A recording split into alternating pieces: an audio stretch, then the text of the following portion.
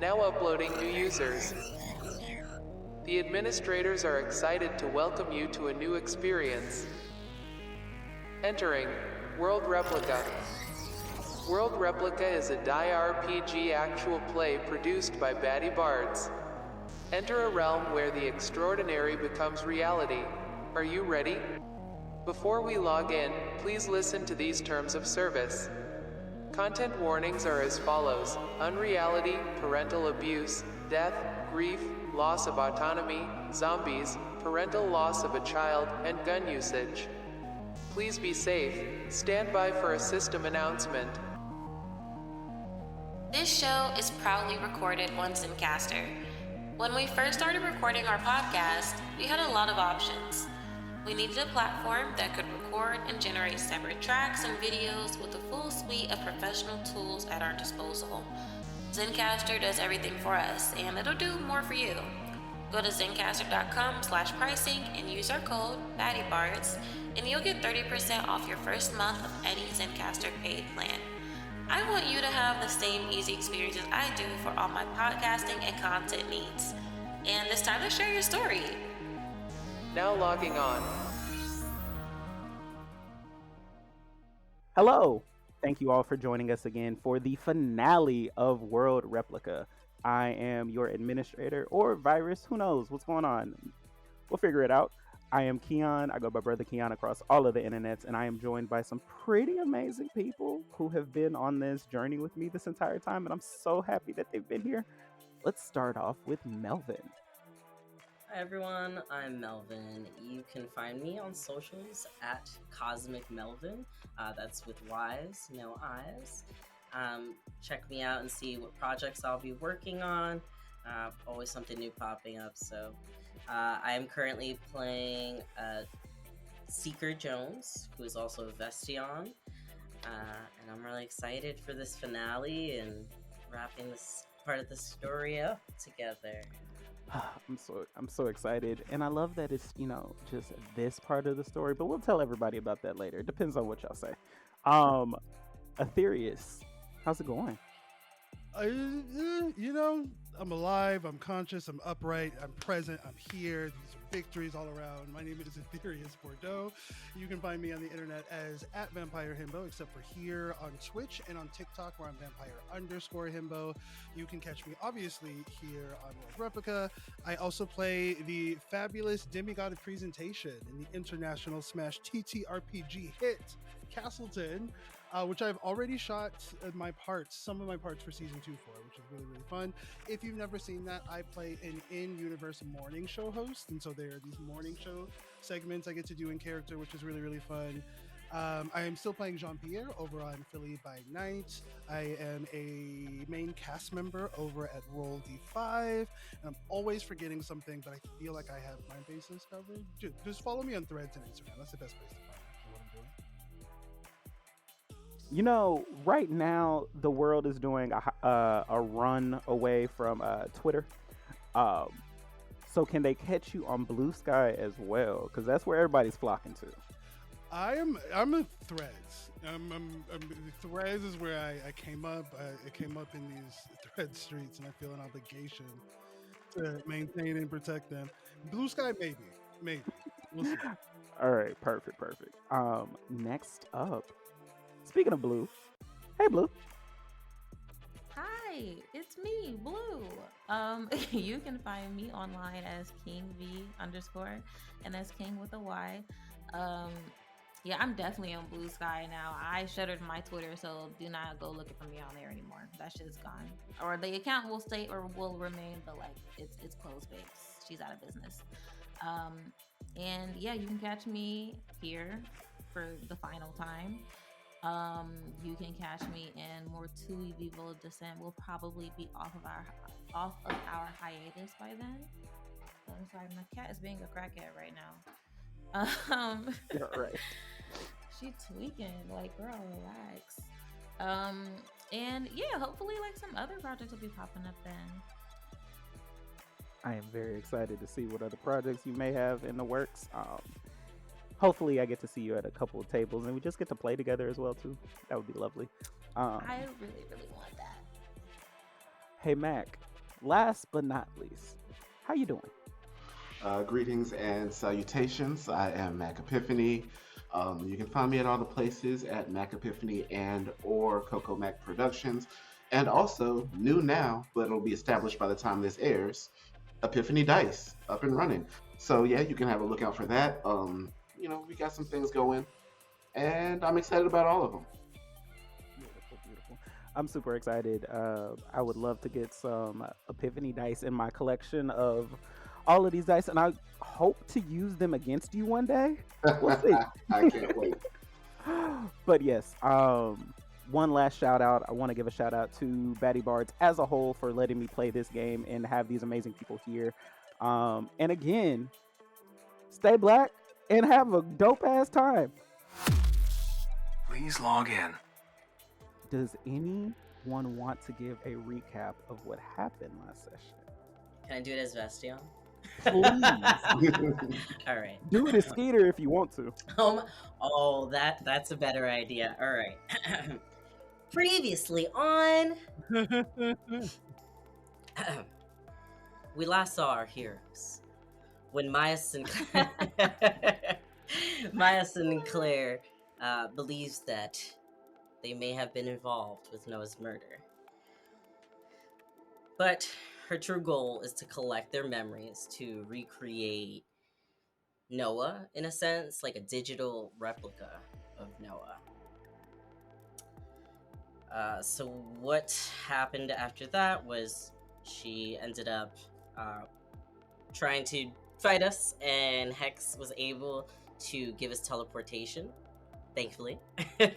And we left Salayan, I think. We left Salayan and and we went to this like mercantile island, which apparently Hex had a like place at, like that they knew of because they'd known people there and they'd been there before. So we ended up going to this friend of theirs and got a room, Fierro. Mother's Embrace was the name of the place. So we went there, we stayed there to kind of, get away from Maya, Mrs. Sinclair. And we, the next day, teleported back with Hex.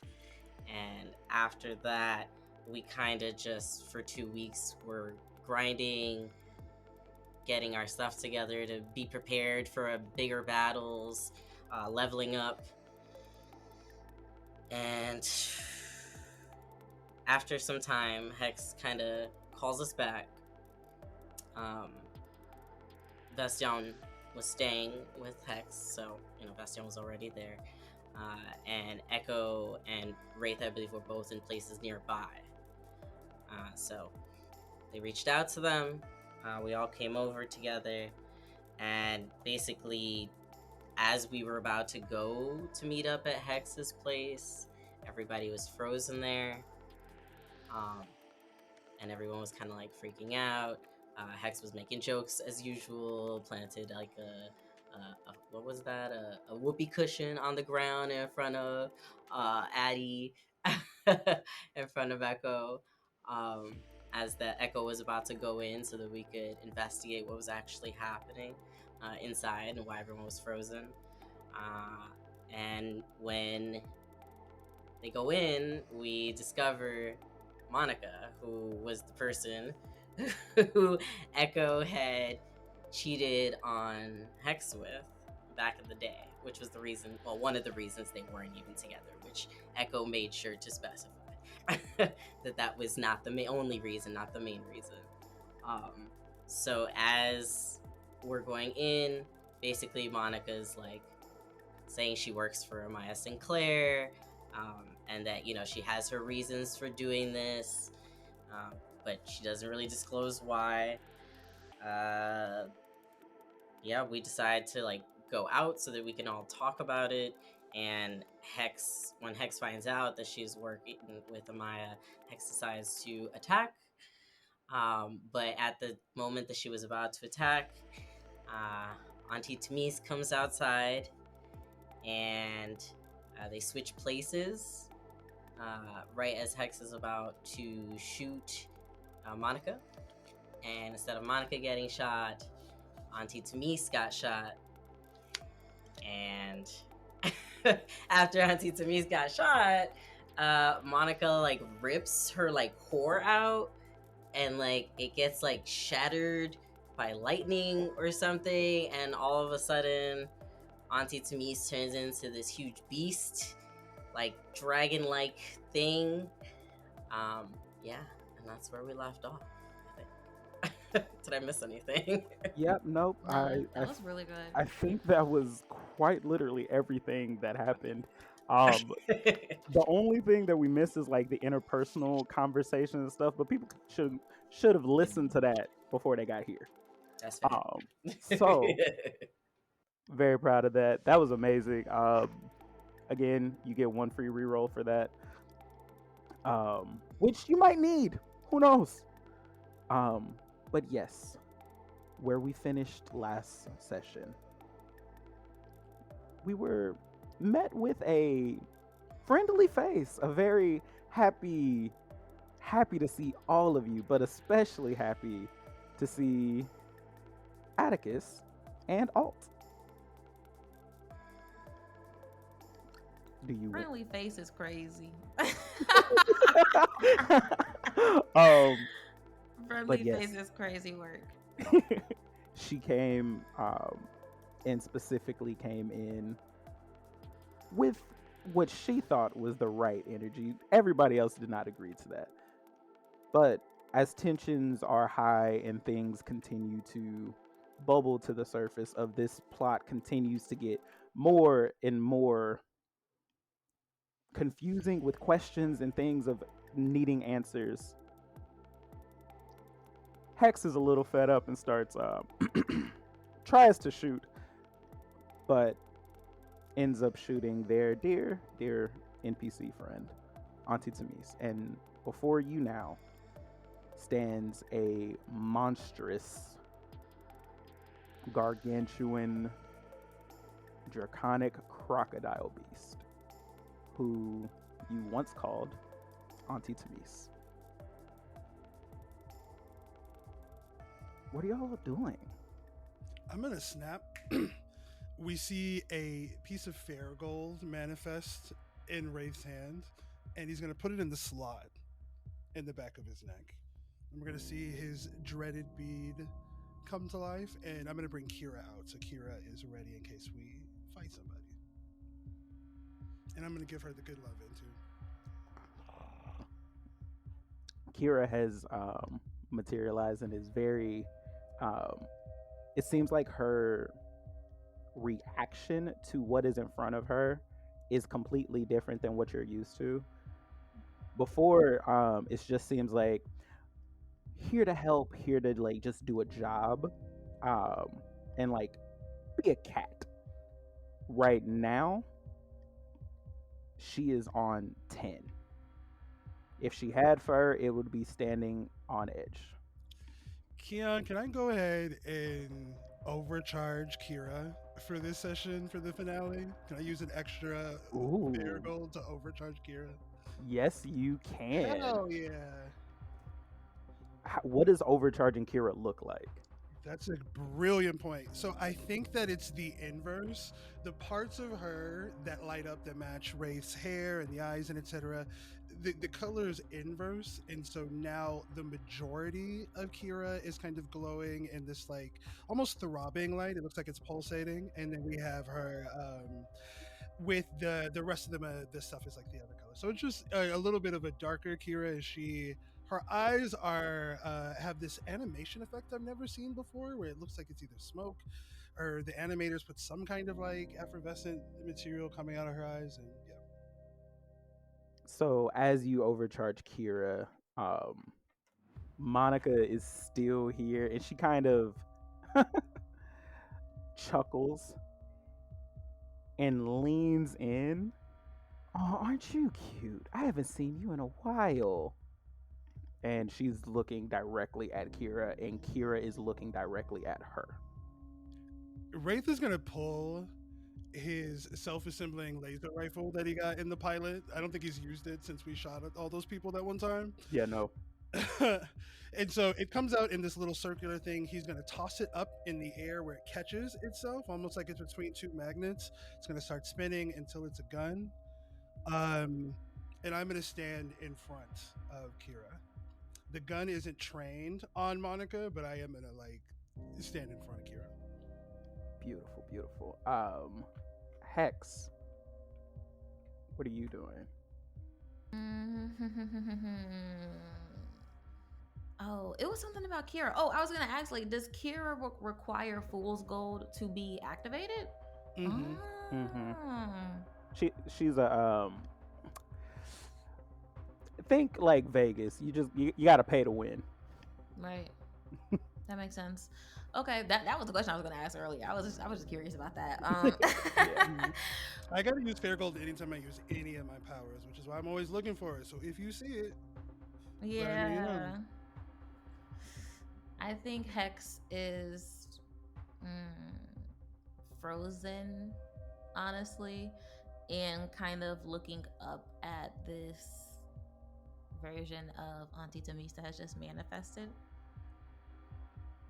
Yeah, I honestly think they are like frozen in that, and like looking up at Auntie Tamisa, seeing that, because everything in their body is like a monster. You need to protect yourself. You need to, you know what I mean, like fight, maybe, whatever. But like, it's Auntie Tamisa at the end of the day, like at the center of it. So yeah, I just think they're kind of, honestly, just like, I think they're frozen in place, a look of like shock in their eyes. I think their hand that was like holding the gun kind of like falters a bit. The grip loosens a little bit on the revolver. Yeah. Got you.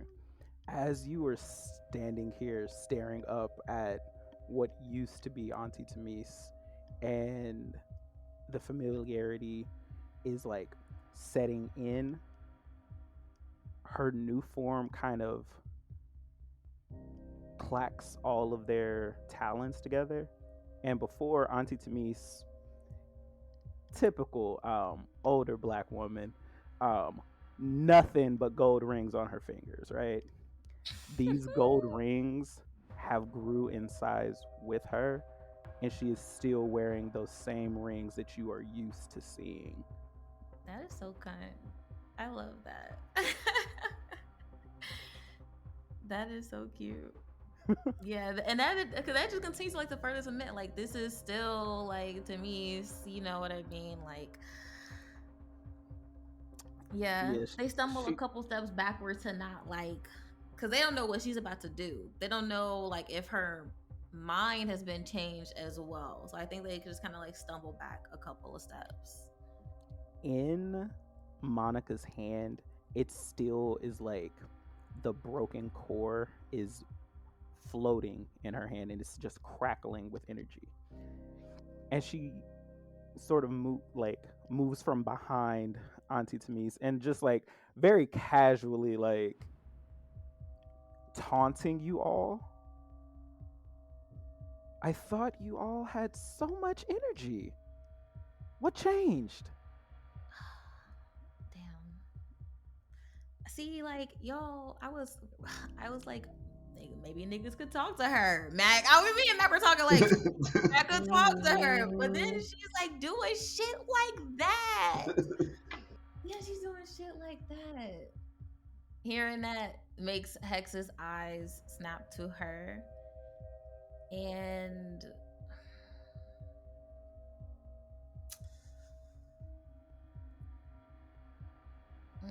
yeah, I think their eyes snap to Monica's. Their hand like grips their revolver like firm again and aims it at her.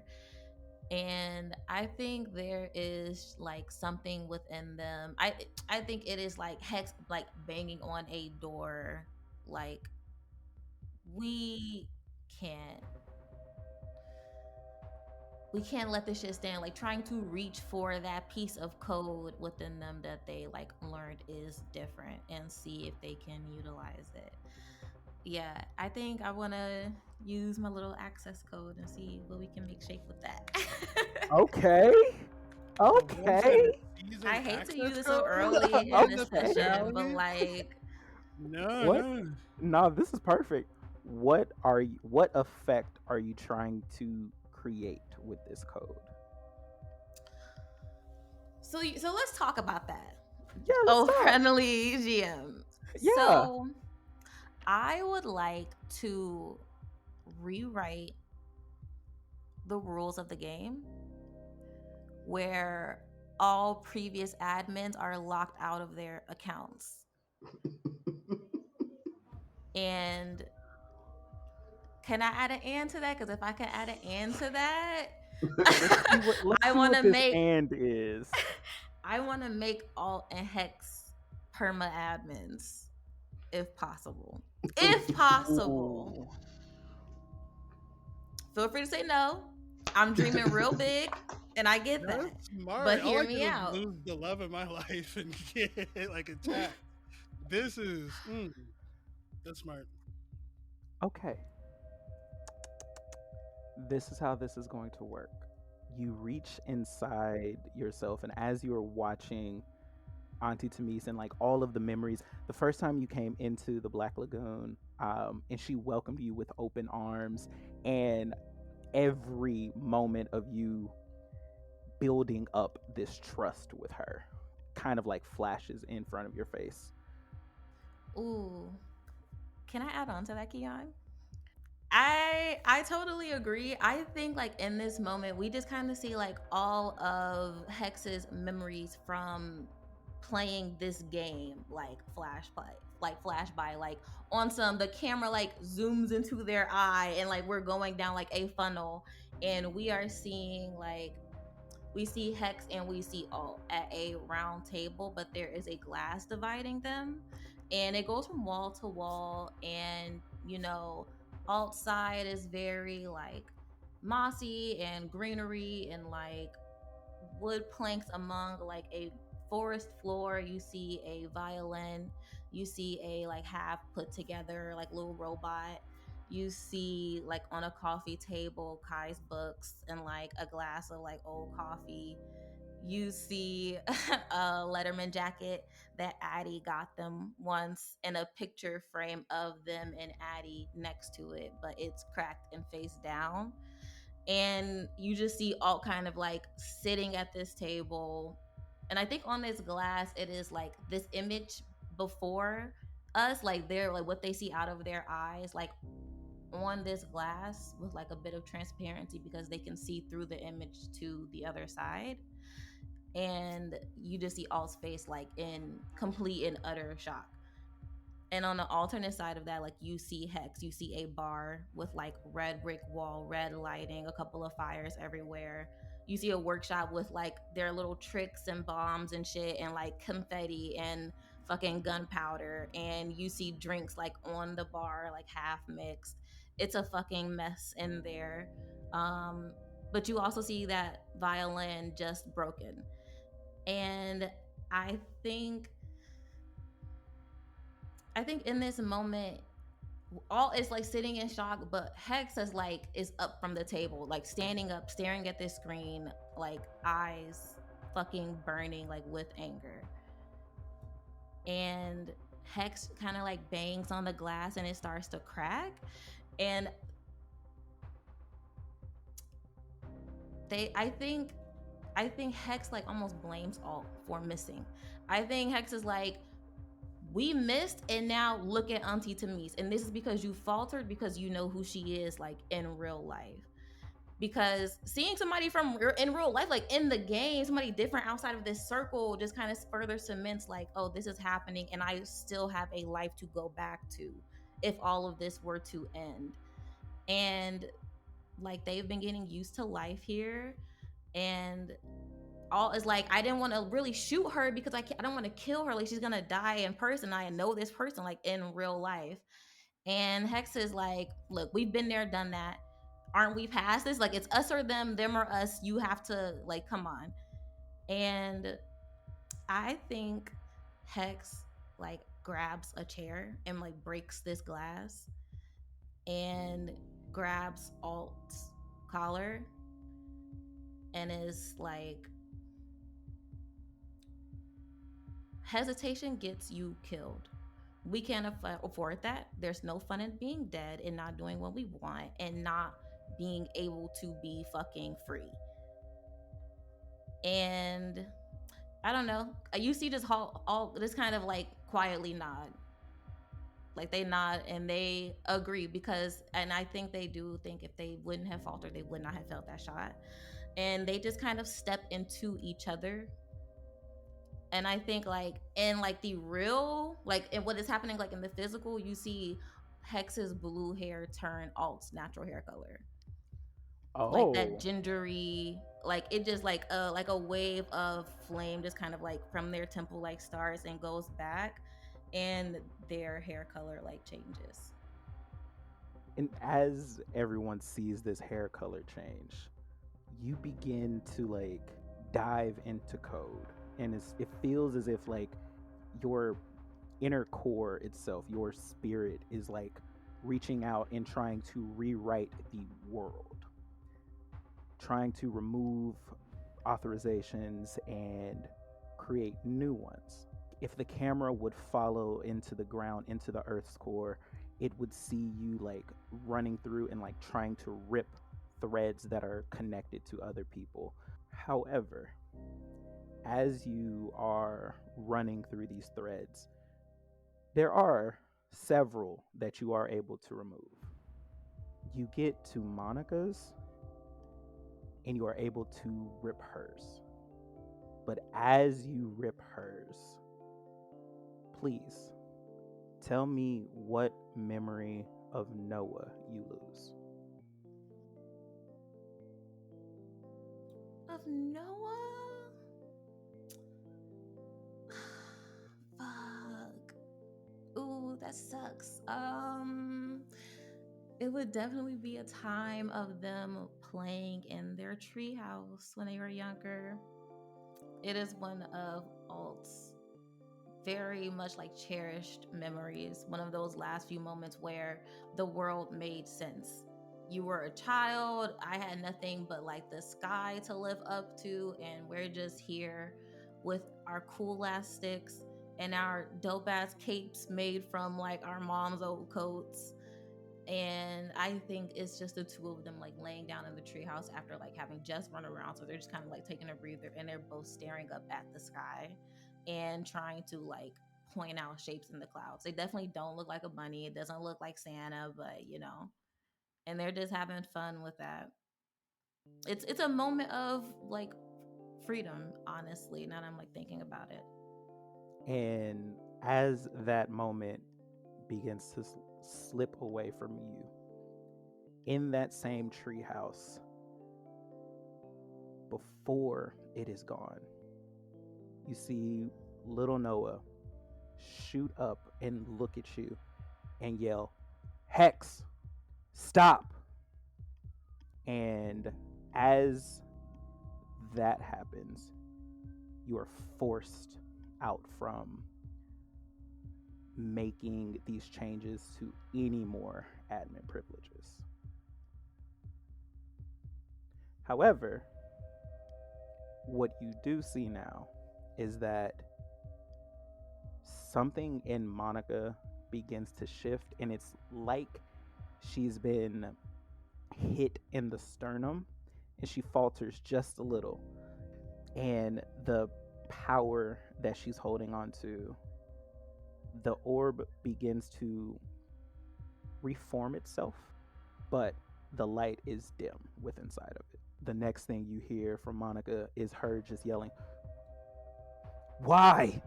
In response to that, it looks as if Auntie Tamise kind of like shakes a little, and it's like she's shaking off whatever collar was holding her, and her tail begins to lash. She lets out a giant roar. Can I, above the table, ask folks how we feel about combat this evening, this lovely season finale? Part of me is thinking that when Monica is distracted, that Wraith will communicate telepathically to Kira, like, go for it, now is your shot. Kira has distracting, which would bring the guard down by 2, And then I was thinking I could come up with like a follow-up attack, but I don't want to just be like stabbing people with energy weapons all willy-nilly. This is a democracy. Let's discuss. Let's unpack. Like I said, this is a democracy. Let's have a chat. Mm-hmm. It's I'm real for that. Yeah, go ahead. Yeah, I'm always feeling froggy, so that's fine. Feel frog it and leap. How are Echo and Vestion feeling about a fight this evening?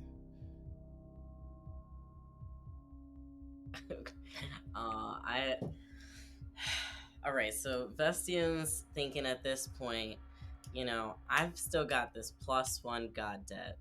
So if it's seeming like the time to use it, I may need to reach out to the gods for a favor to handle this situation, because honestly, it's it's getting a little wild. So I think that's Vestion's thought right now. I think right now Vestion's kind of assessing, like he already kind of jumped back a bit, like step back, Skeeter's out and like ready, eyes are red and just like prepared to be put into a weapon on Vestion's arm again. Yeah, so I think we're just gonna assess right now, see what the others are doing, and then if see if everyone feels like that's something they want Vestion to do. You know, ask one of the gods to help us out here.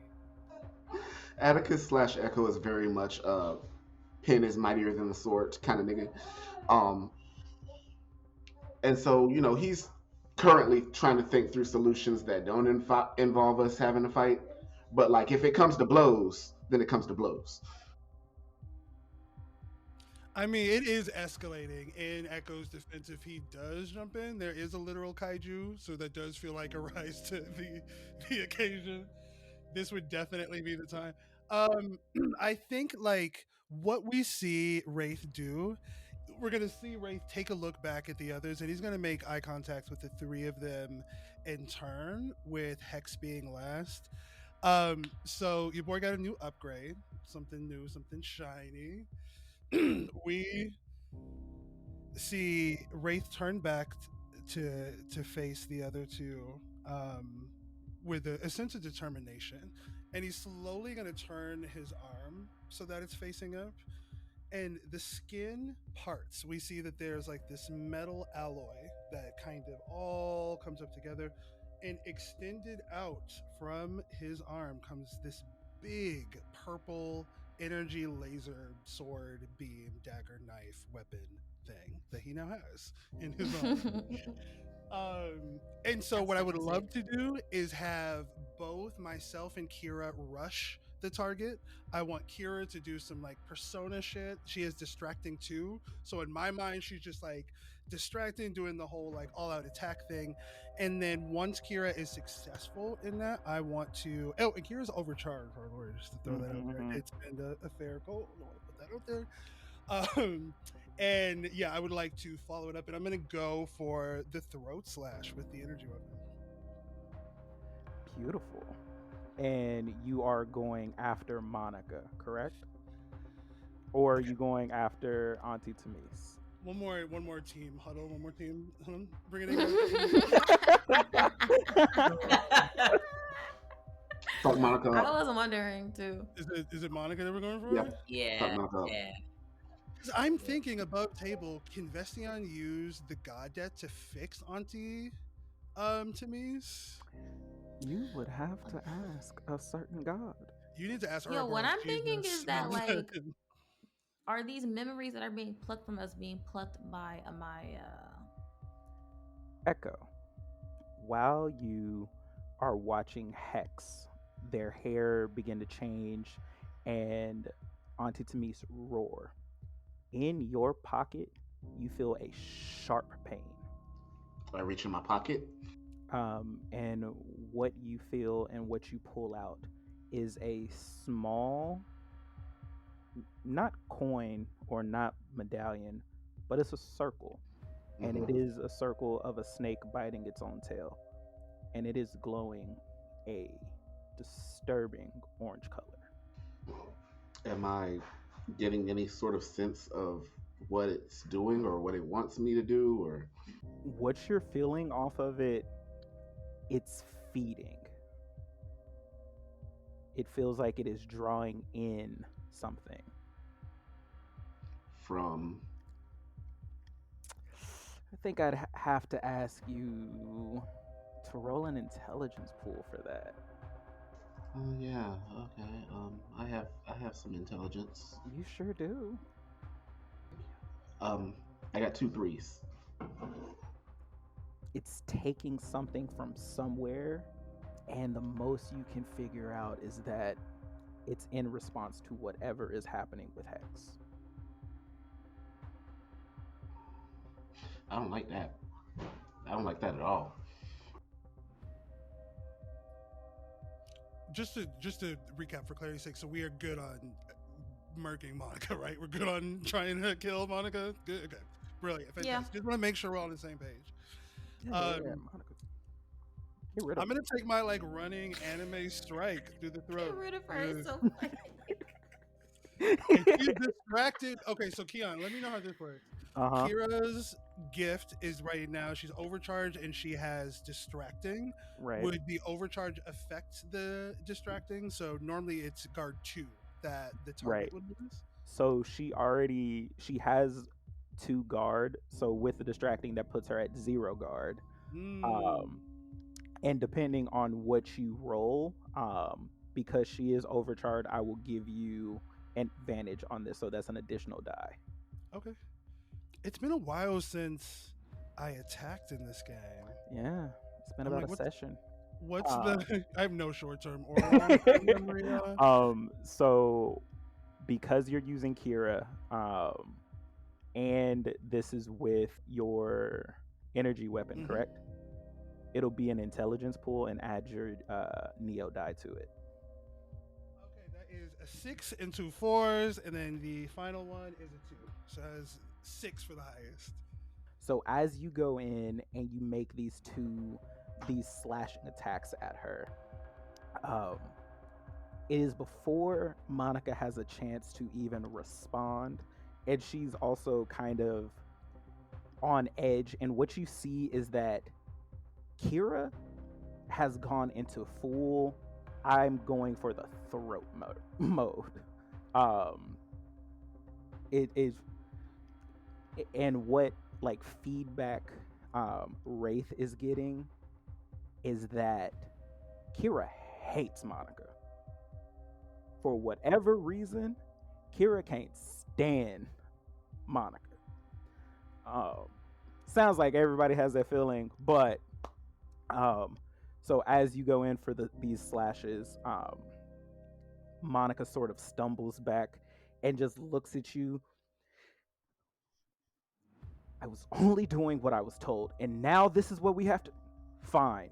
And she like takes the hand that was holding onto the orb and kind of throws it into herself, and like reaches in and grabs like what would assume to be a rib, and pulls out this black Icarus,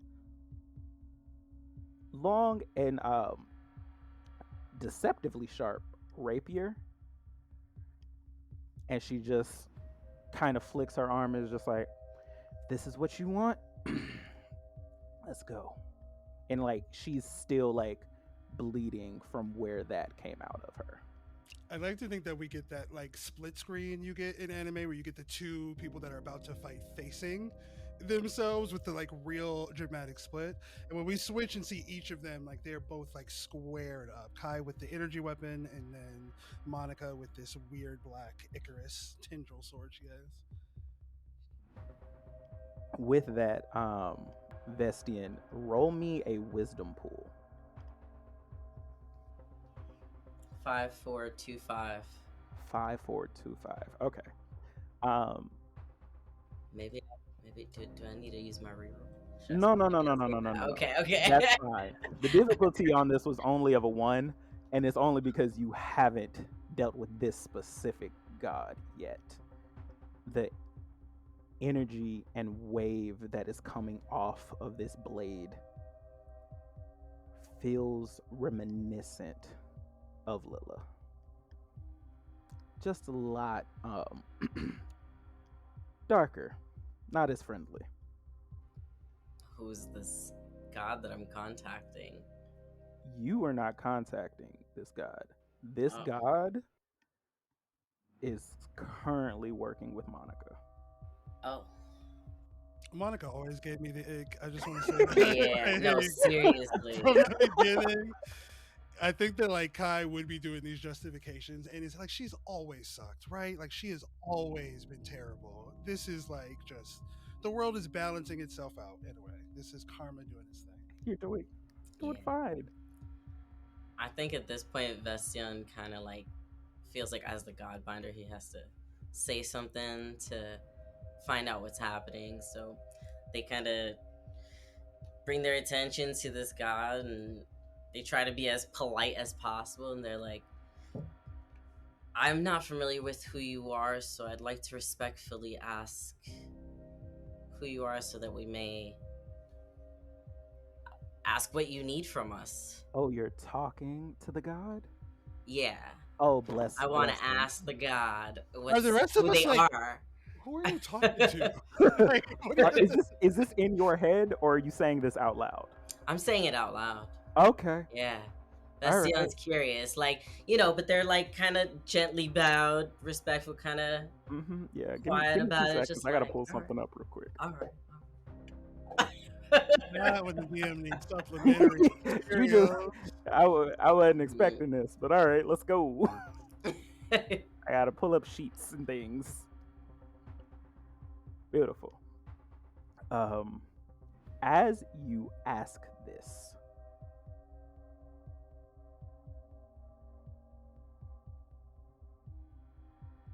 as a Godbinder, being adept in spirituality here, and having the favor of one of the gods,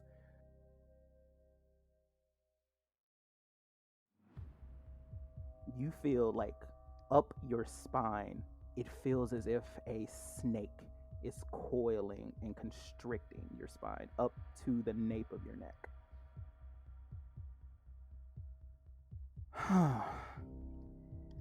So you're Lilla's newest plaything. Interesting. Vestion's like wincing in pain at this point, like frozen, just feeling like completely like can't move their hands, just trying to like move anything, and unfortunately they're trapped there, and they're trying to speak to find out who they are and why they're doing this. I don't think you understand what you've gotten yourself into. And what everyone now sees is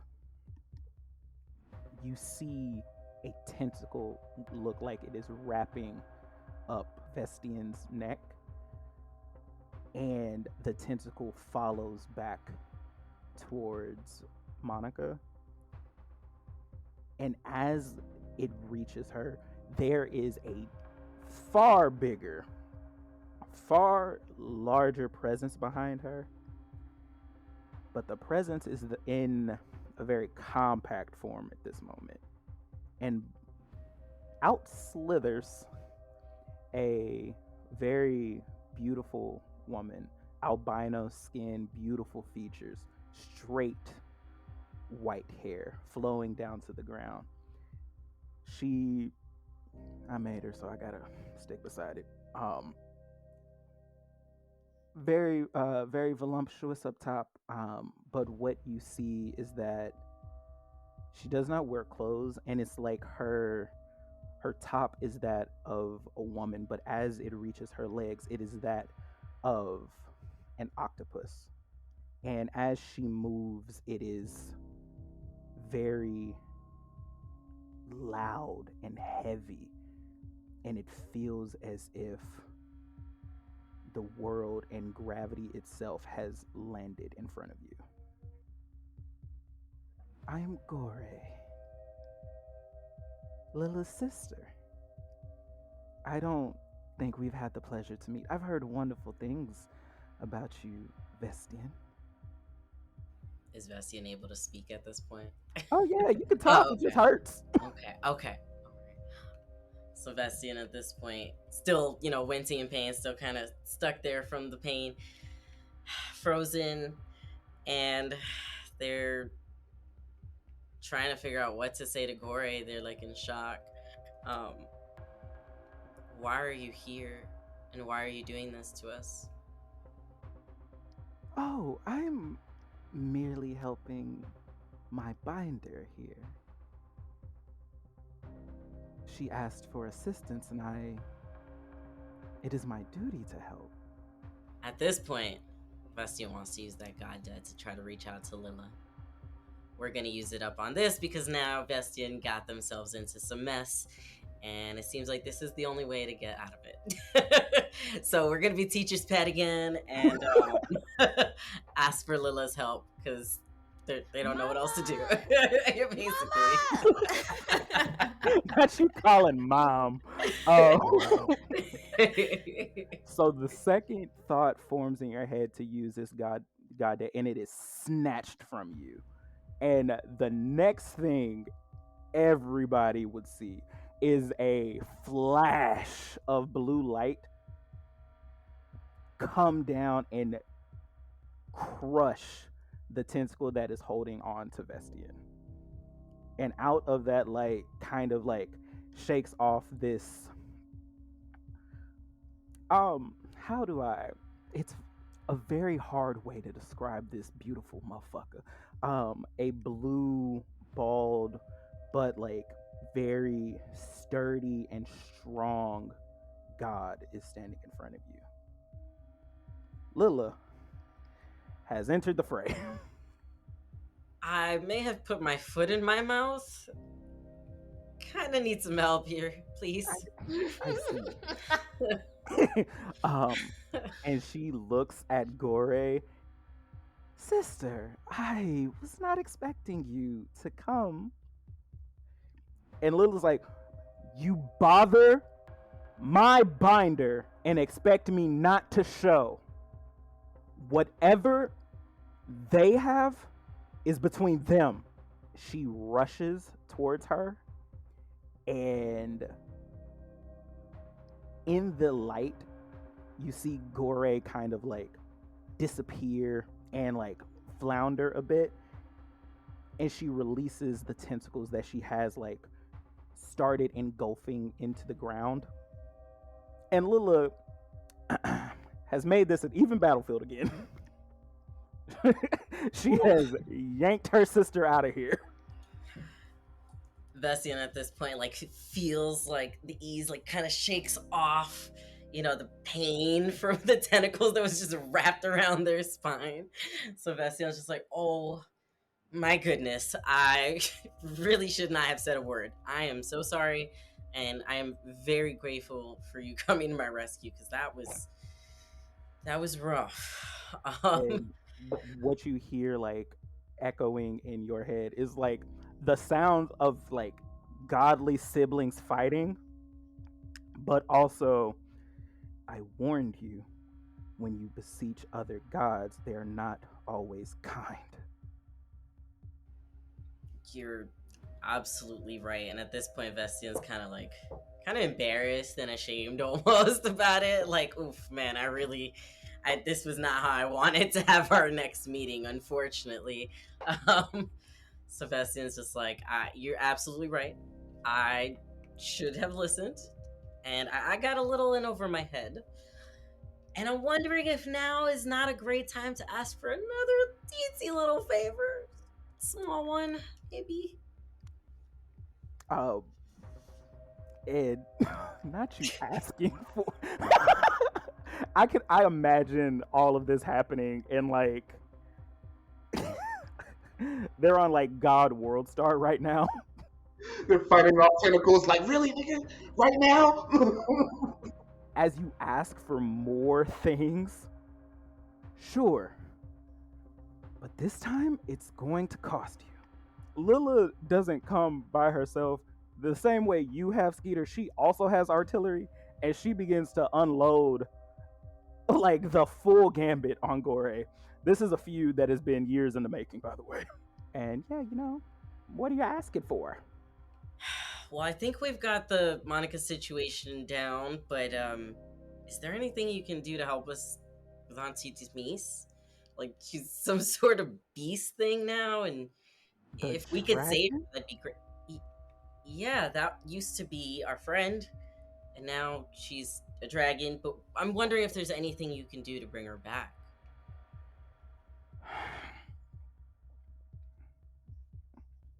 So, this is how we're going to play this.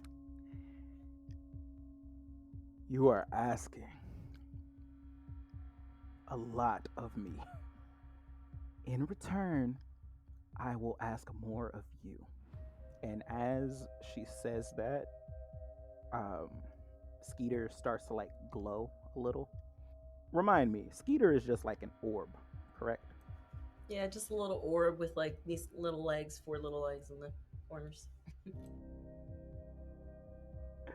As you are asking for this, and it looks as if Skeeter begins to glow,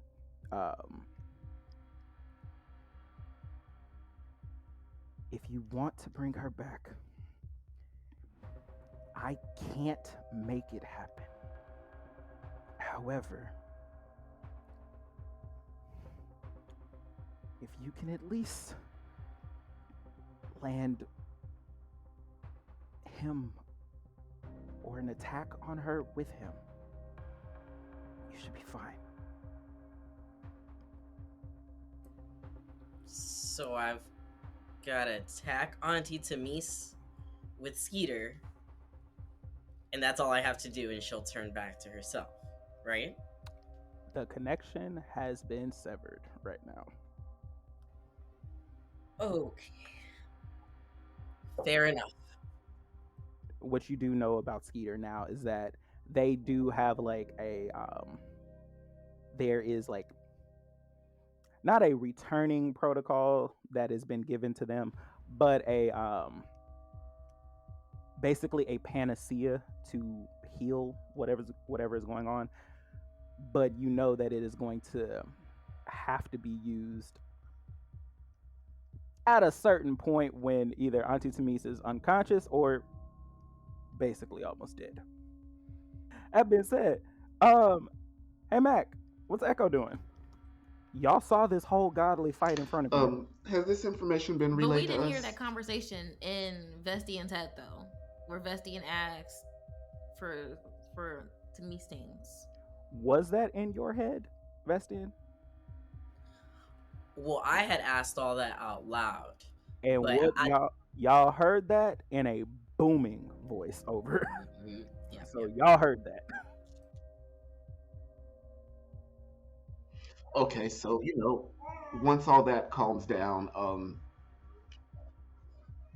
Echo kind of stands up, straightens his jacket, and he takes a step towards the dragon.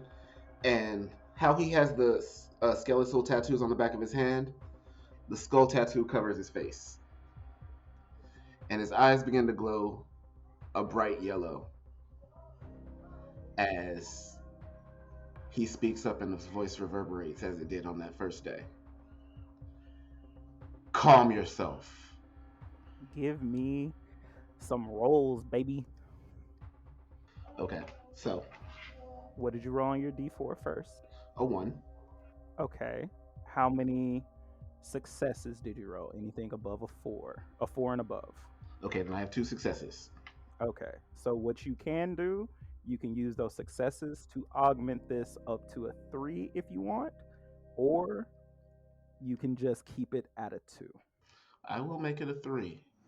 So your voice booms out and it hits Auntie Tamis.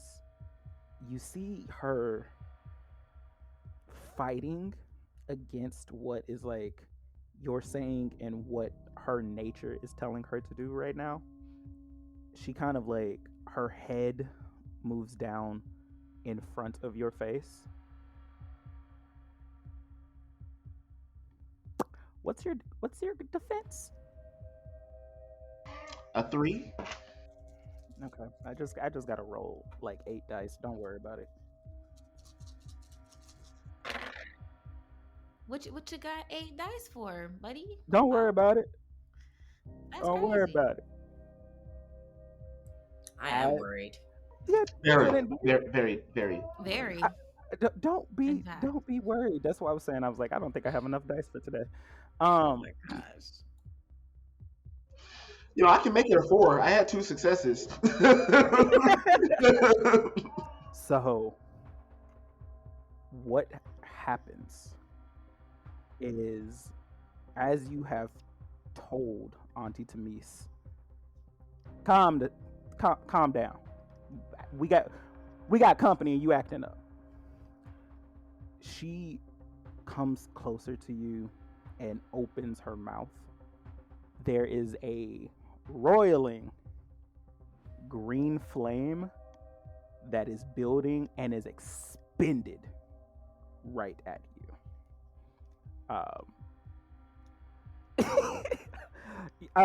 That is definitely going to hit many a dice, and many of them were successes. Been nice knowing y'all. It's been cool.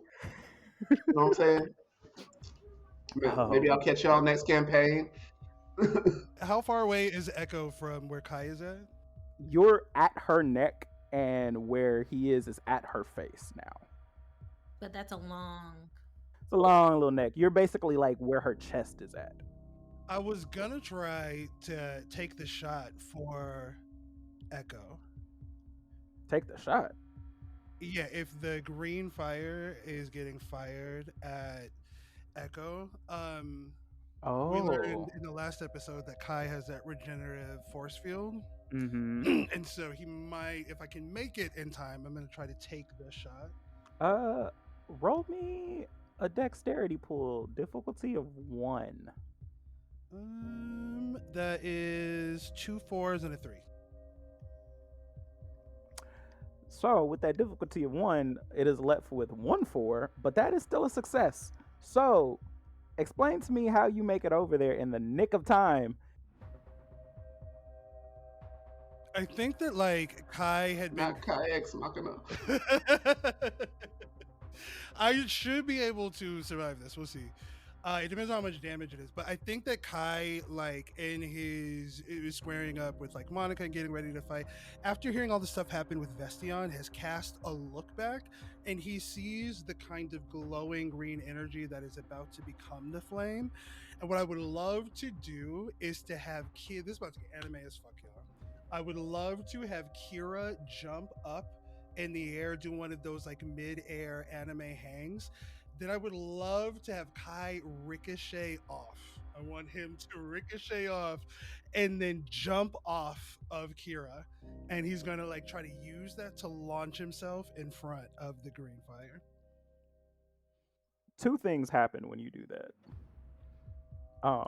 Monica sees an opportunity as you leave and decides, I'm going to get a little stabby stab in. Can Hex do something about that? Let me create a list of things to resolve. Hold on. I know, it's getting longer. It's getting longer. All It's been hold like on. a minute in game. We're all in this together. I love the teamwork though. This is how I love this. Go. What are you trying to do? Me, if I can right now to like get the better of her, I would love to be able to use my clown school. Ignore that fool, so I can be severely underestimated in this moment. Okay. And I like see her eyes like light up and start like racing towards the direction that Kai went. And I see Kai in front of fucking Auntie Tamisa's mouth, and this like glow emanating from her mouth behind. I think Hex like starts to sprint. No, I don't even think they sprint. I think they like stand where they are and kind of like cement themselves on that floor, and they just aim their revolver at her. And I want to so like Do y'all remember Spy Kids and how like one of the weapons on Spy Kids was this like black goop that just like kept growing? Matter of fact, it was on The Incredibles. Now I'm getting shit mixed up. It was on The Incredibles when the fucking dad was like looking at all the fucking secret information and he started getting hit with like that black goop. I want like my bullets to do that. I think those are the type of like trick bullets they have. So they just aim it at her feet to stop her. You know what? Because I like how this is going. I like that this is a very snap decision, and I like that this is using the creativity. Roll me a combined dex roll and charisma pool. Ooh. Do I get to add my fool's die to this? You do. And So, last I I don't checked, have your enough full dice. dice. Yeah, listen, I should have told y'all to bring in the dice, baby.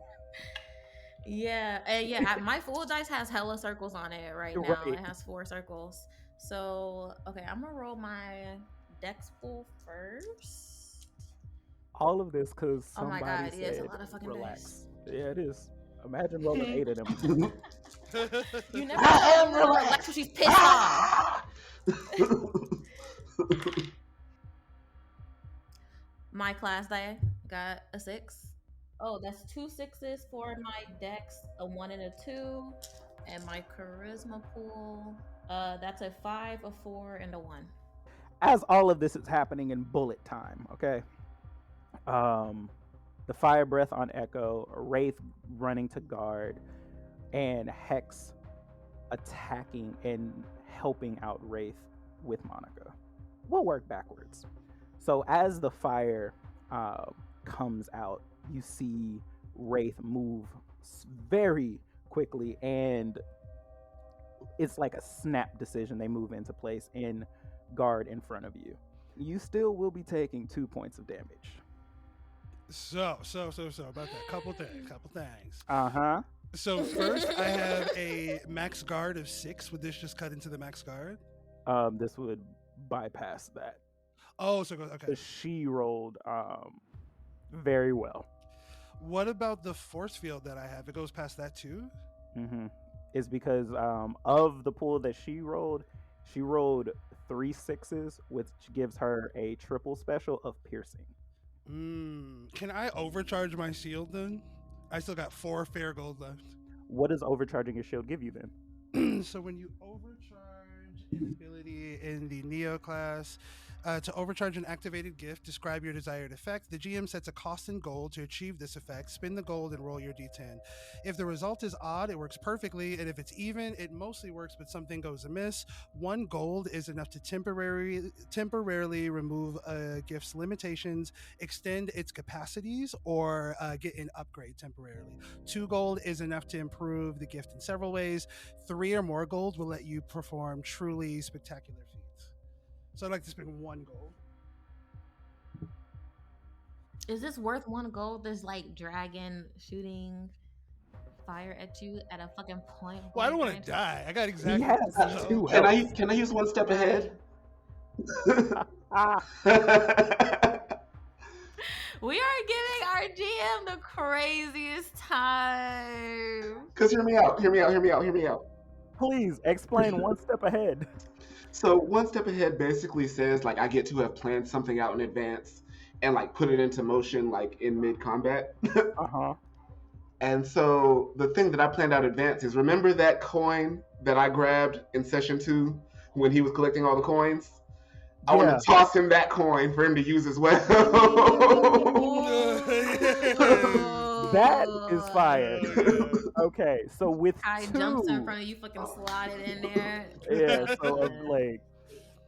so as you have overclocked yourself, Echo has noticed the whole coin in the back of your neck situation, and as your shield begins to falter just a little, you feel Echo behind you slotting in another fair gold, and your shield becomes a complete barrier.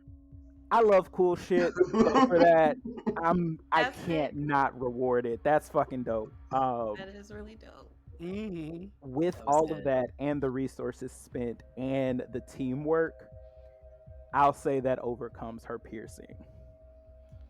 So you do not take any damage. Look at Oh, me being damn. alive and shit. Hell yeah. No, for real. I was looking at your health like, okay, he got hit too, and Well, you I didn't have know 2 anything could health. go What past the does that force field. mean? I wasn't. I mean, I know that piercing damage exists. We just haven't encountered it. So I'm Yeah, over yeah, here. Yeah. I'm a fortress. Listen, she had a leash. That's all. Mm, You um, know what? hey, we're also going to resolve that very shortly too. But yes, however, like, yes, your barrier has protected you. The ground around you is lapped with these small green flames, and it is beginning to spread. I will tell you, because Kira will also tell you, don't touch the fire. And that goes for anybody. If you touch any of the fire, you will gain, well, you will take 1 point of health. So Noted. yep. So now y'all better be real strategic about how y'all move, because I'll say about, like, right now we're looking at like 90% of the field is accessible, but that will be changing very quickly. So yes, all right, so that happened. Let's deal with Hex and your double special that you have here, because you rolled 2 6s on this attack.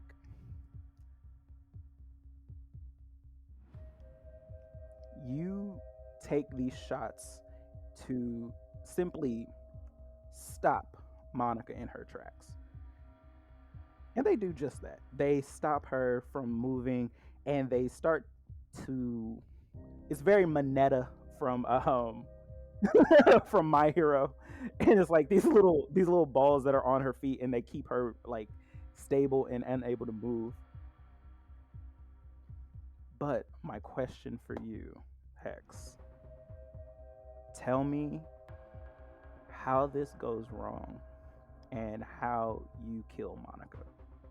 Why does it go wrong? don't feel too bad. Like all of us. I know, all I of us, don't. but I'm just you're like, not alone, damn. okay? There was a And, whole you rib know, coming out already. Like, it's really not. Like, she was already pretty much gone. Tried to kill That us was kinda less than cool, I'm 10 not minutes gonna lie. ago, So yeah. Y'all got a point. I think Hex did not do their measurements correctly with this particular bullet. I think they definitely overshot it. I think these bubbles, these rubbery like bubbles, begin to stretch and like cover whole body parts. Like first it's just her foot, and then it gets bigger and bigger. Like more of these bubbles pop up. They have this like green, like black ombre like color to them, and it just creeps up her body slowly until it completely like has her in a bubble.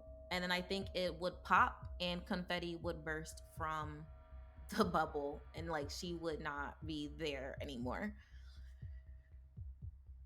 Your bubbles have engulfed her, and everything bursts. In Monica's place, there is her rapier, and several fair gold fall to the ground. Oh wait, I'm I pick protected. up I the forgot I got the rapier. shield. I pick up the rapier and the coins. I'll pick up both. I'll pick them all up. But You pick up first the I pick up the rapier? coins. I do pick up the rapier. Hex would like Okay. pick it up and kind of like look at it and its handle and just Mhm. look at it like its design. You know what I mean? And examine it.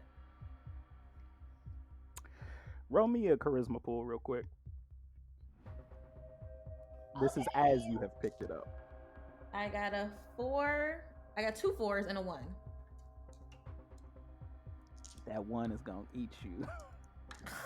That one's gonna have to eat you. I'm so sorry, baby.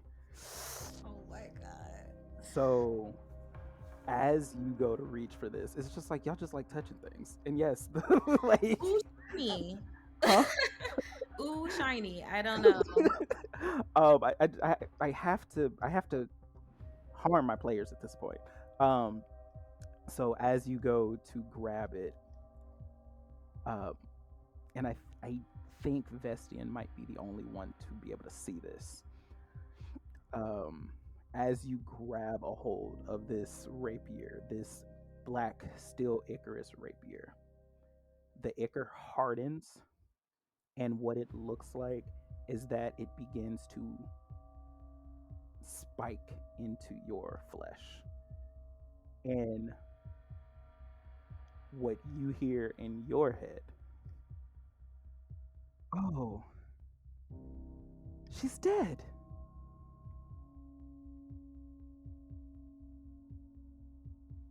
Surprise. Nice to meet you. I'm Gore.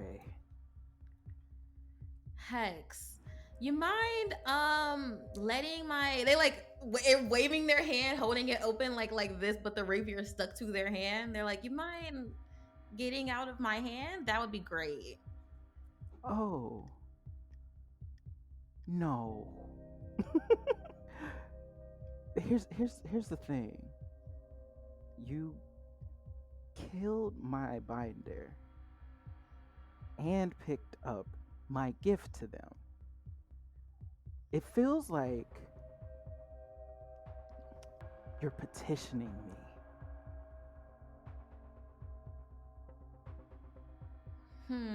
So Hex did see a tentacle from Shorty grab Vestion, right? Oh yes, you did. Okay. Hex definitely considers it for a second, like, well, but then thinks like, but you were like attacking my friend. Hex will say, this is a god. Is Vestion hearing this happen? Like this conversation? That conversation is happening in the head. Y'all probably see Hex like they're back to everybody, just like looking downwards. I think they are like in a trance, like in their head right now, to having this. It's the same thing as when you first talked to Lila. It was in your head too. So it's that. And as you are in this trance, Hex, where you have been taken is a endless black ocean, and you are standing atop the water.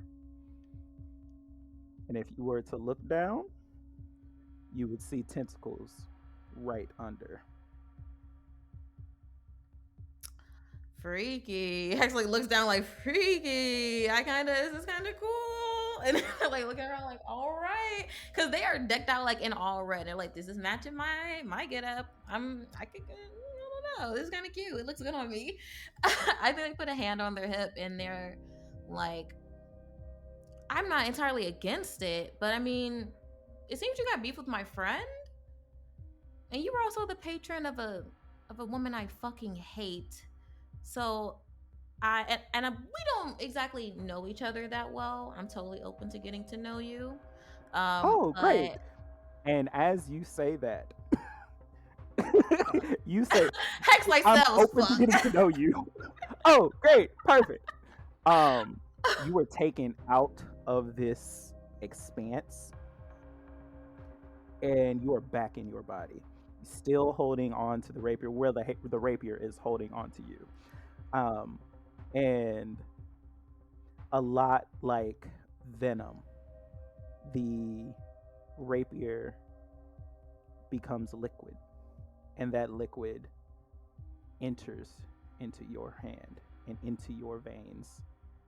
And what you hear, we don't have to talk about this completely right now. We can talk later. Have fun.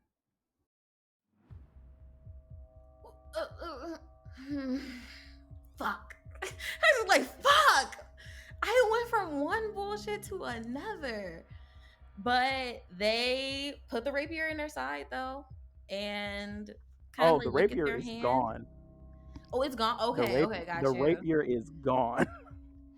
Hex like looks at their hand where that happened at, like their hand on their shirt, and walk over to meet their friends. As there is fire still going around. Oh, yeah, that is still happening. Fuck, I'm sorry. Yeah, there's still a full Auntie Tamise building. They go to Vestion. Yeah, they like do a little jog over to Vestion, out the way. I propose we get behind the dragon and thus away from the fire.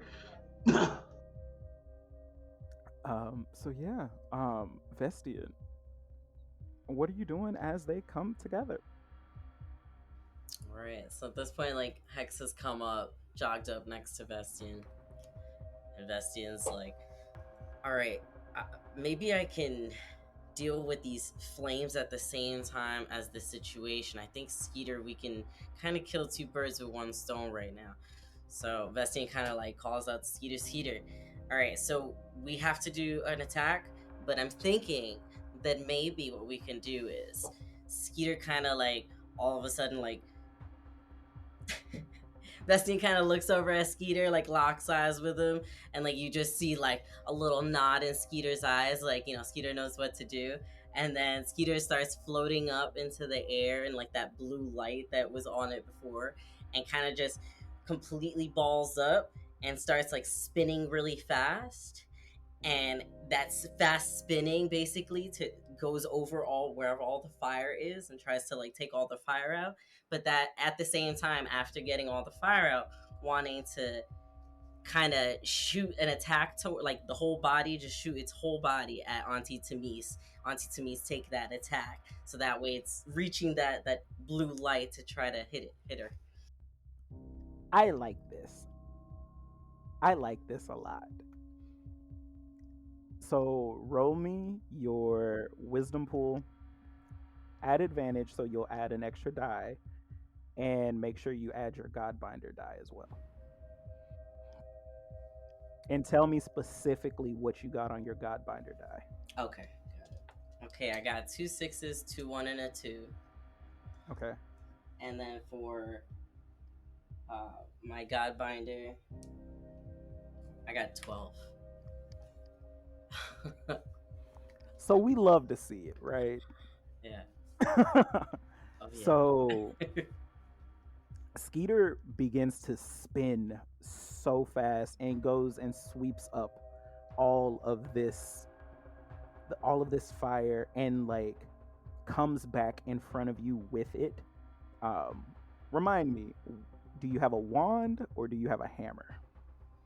It was like a quarterstaff, like kind of like a height, you know, same height of and yeah, it's got some cool embellishments on it, some runes on it, a little bits like gears and weapon parts on it and stuff. So that's pretty much what Vestion uses. Skeeter comes back, and as he begins to spin faster, and he still has this fire around him, the green fire begins to take on the same color of the light and becomes this very beautiful light blue fire. The fire goes into your staff. In your head, you hear a "thank you" from Lila. And Skeeter launches at Auntie Tamise and hits her like center mass. And some of the blue fire is still on Skeeter and begins to outstretch onto Auntie Tamise. And she becomes engulfed in this fire. And she begins to roar out in pain and roars, and her tail lashes, and she begins to flail, and her arms reach out, and as the fire begins to eat away at Auntie Tamise, it begins to get smaller and smaller and smaller, until what is left is the original form of Auntie Tamise, and the blue flames disappear. And that is where we will take our break. Yes. Awesome. Audience is eating good That tonight. was so fucking cool. That was so fucking cool. That was good. So as combat has ended and Auntie Tamise has returned to her normal form, and another enemy has turned into complete confetti and is nowhere to be seen, the fire that was once there roils away, and we are left with our 4 players: Echo, Vestion, Wraith, and Hex. What are you all doing right now?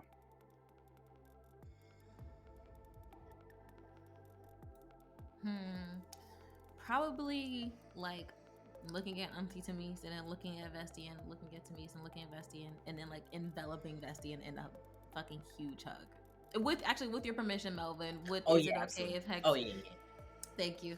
Yeah, Hex would absolutely like give Vestion the biggest fucking hug, and it's just like, I don't know what you did, but thank you. I mean, it wasn't really me, so much as, you know, just gonna owe a god later, but it was worth it. I think a god owns me now. I'm sorry, I'm sorry, what was what? that? You hear Speaking of Wraith which- walk up to this? Also, I love that you see Wraith take one strand of Hex's hair. This is cute. What did you dye your hair in the middle of that fight? Or is this like a cash shop thing? They like twirl some of their hair like around their finger. They're like, I did I just went and had a little bit of fun. I you know that thing that Kira like scanned on us, that piece of code that was like whatever, I grabbed that and snatched away a couple of people's admin access, including Monica's. But like fucking crazy, Noah, like I was reminded of this memory of Noah and I doing something. I don't know what it was, but at the end of it, Noah yelled at me to stop and pushed me out. And then I just felt more aligned and my hair changed. I think Echo absolutely clocks that this is Alt's natural hair color, and like he's got a raised eyebrow, but he don't say nothing. Like he's just kind of watching that for now. Circle back. kind I'm of- sorry. Yeah. Right? Yeah, Vestion like puts They're, like, their hands pointing up at like, each wait other, a second, like, hold on, wait.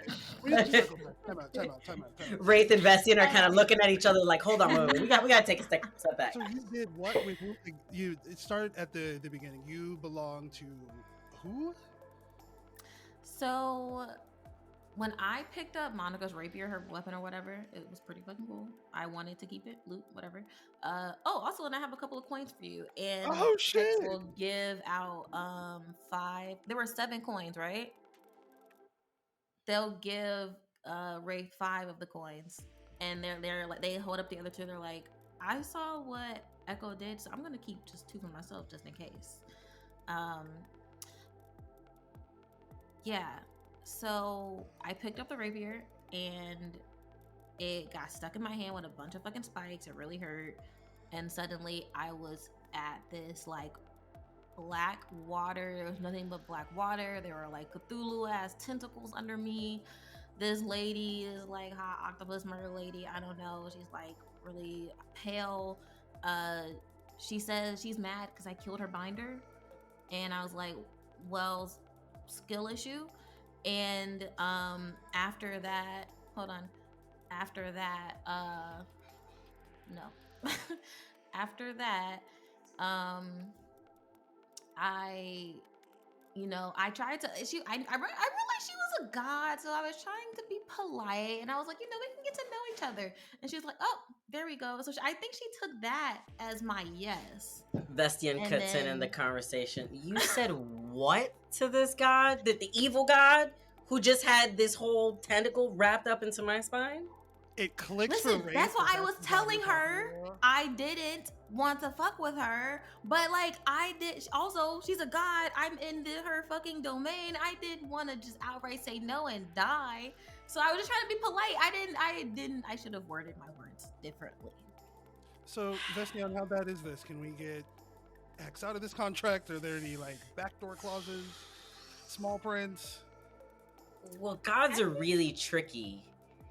And here's the thing is that we don't even know which god this is. We know their name, but we don't know what their discipline is, which doesn't really help us. I want to guess it's the god of the sea because the tentacles. Maybe it's a god of But- fun. I don't Yeah. know. I feel like we should. I don't know that we hit it with either of those, but it is the god of something, right? But I do Yeah. think, and Wraith puts a hand on Hex's shoulder. For the time being, we should try to figure out how to make sure that this omnipresent being that you agreed to serve inadvertently is chill. So wait a second. Wait, this. So hold on. I want to, and you see. So Wraith do a yeah, because little bit of I do want to go back to the Noah shit because I don't know. Like as I'm thinking about it, I don't know what. I know it was a memory, but I don't know what it was. I cannot recall the memory, and it feels as if something has been taken from me in my act of doing, like ripping those. Vestion has like a click of a moment, looks over at Wraith and says, "Wraith, didn't something like this just happen to you recently?" I was just gonna ask Queon, do I remember that I forgot something? Yours was slightly different, so I don't think you remember that you forgot something. Yeah, if I forgot something, I certainly don't remember it. And you see Kai take a look at his wrist where that weird bracelet came out that connected him with Amaya Sinclair. I mean, I haven't felt anything since then. This place has so many fucking goddamn rules. It is truly becoming too much to keep up with. But Chief of Mind, let's get back to this Noah thing. You said you saw, how old was Noah in this vision, memory, hallucination, whatever it was? I'm not high, so don't think this is some other shit. This actually happened. That is why Monica was suddenly like, ugh, and you know, whatever. But Noah yelled at me and I was pushed out of this like backdoor space that I was in. I took that piece of code and crushed it and like wanted to use it to shape the world to my will for a second. And I was able to do that a little bit, but I couldn't do everything I was trying to do.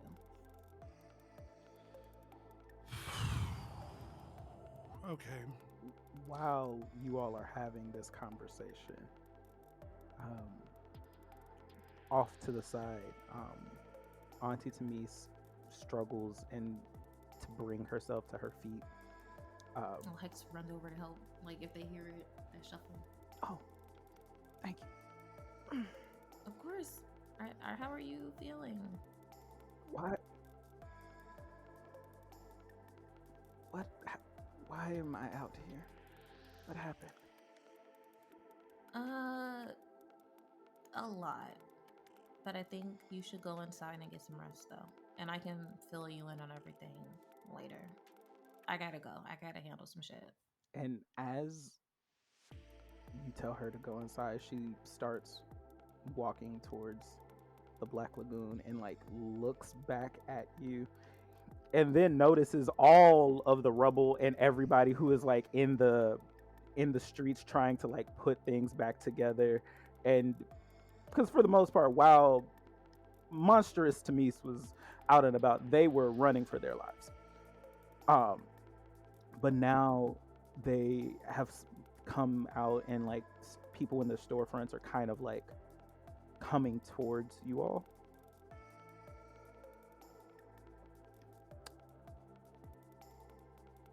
This plays into the role that I asked you for.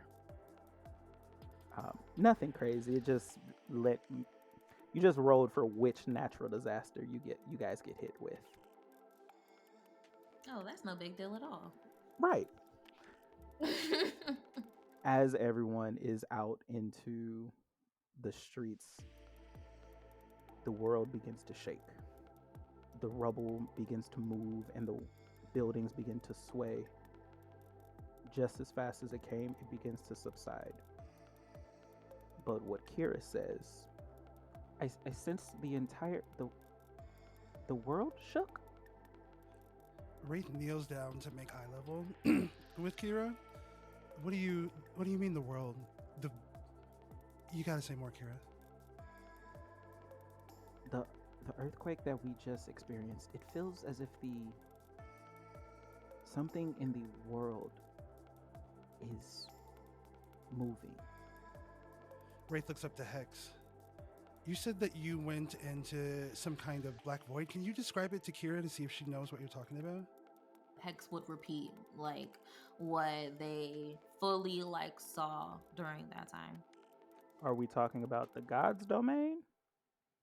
We're talking about tearing up those threads. Kira's eyes kind of like, they don't gloss over, but they have that digital look where it's like she's combing through information real quick. Aetherius, roll an intelligence pool with me and add your Neo die. Is Kira helping me with this? Kira cannot help you with this. Okay.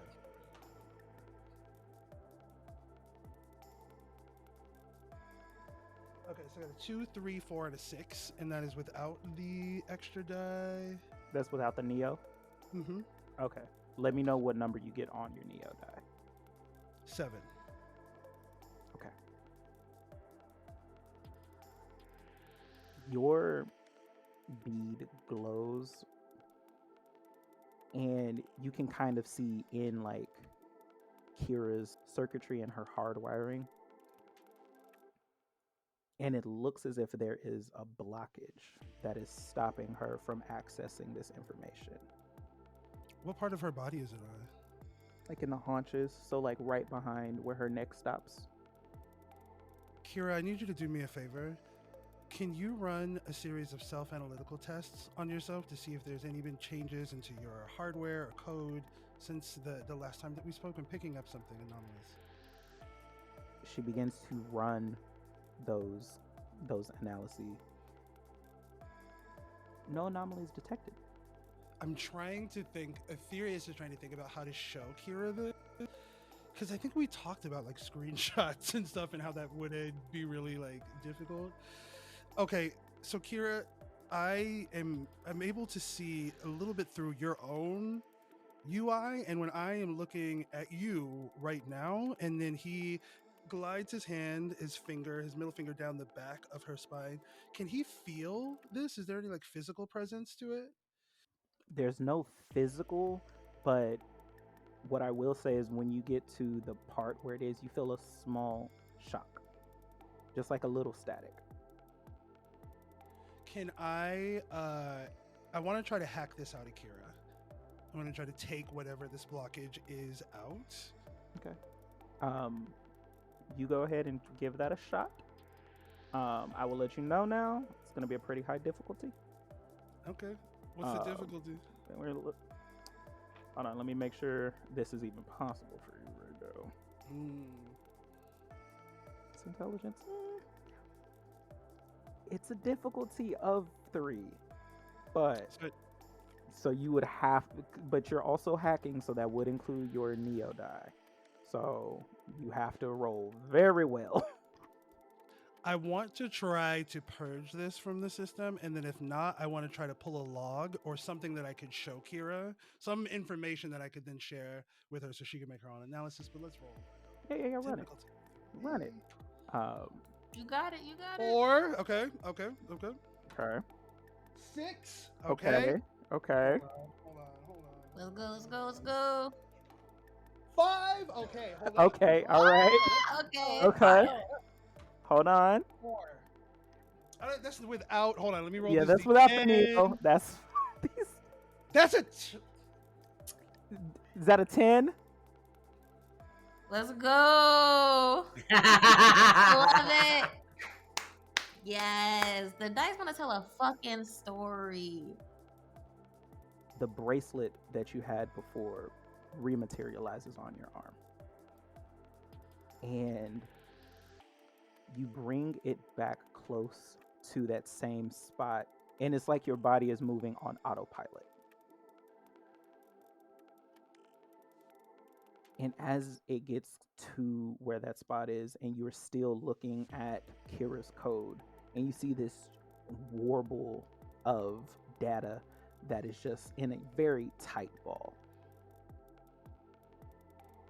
Your bracelet resonates with it and begins to glow that bright purple, and you see like inside the knot begins to expand and dissipate.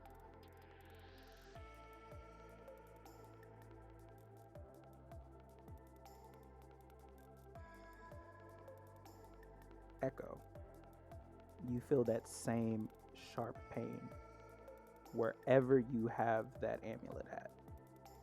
Kira's eyes flash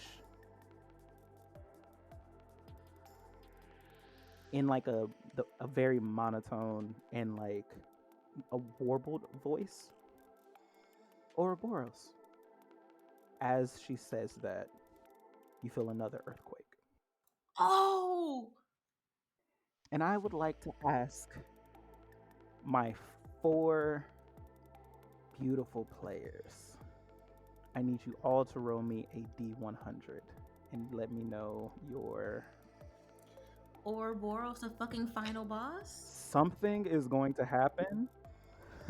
Something is going to happen. I just need to know to what magnitude. You have something to say, Mac? These bullshit. I'm nervous, y'all. I've almost died. I don't feel great about Kira's health presently. I'm scared. I'm scared. Me too. My daughter. My poor Kira. Don't be Taking me scared. Scared and excited. It's always one person to even it out where it doesn't go over my fucking threshold. It's always one.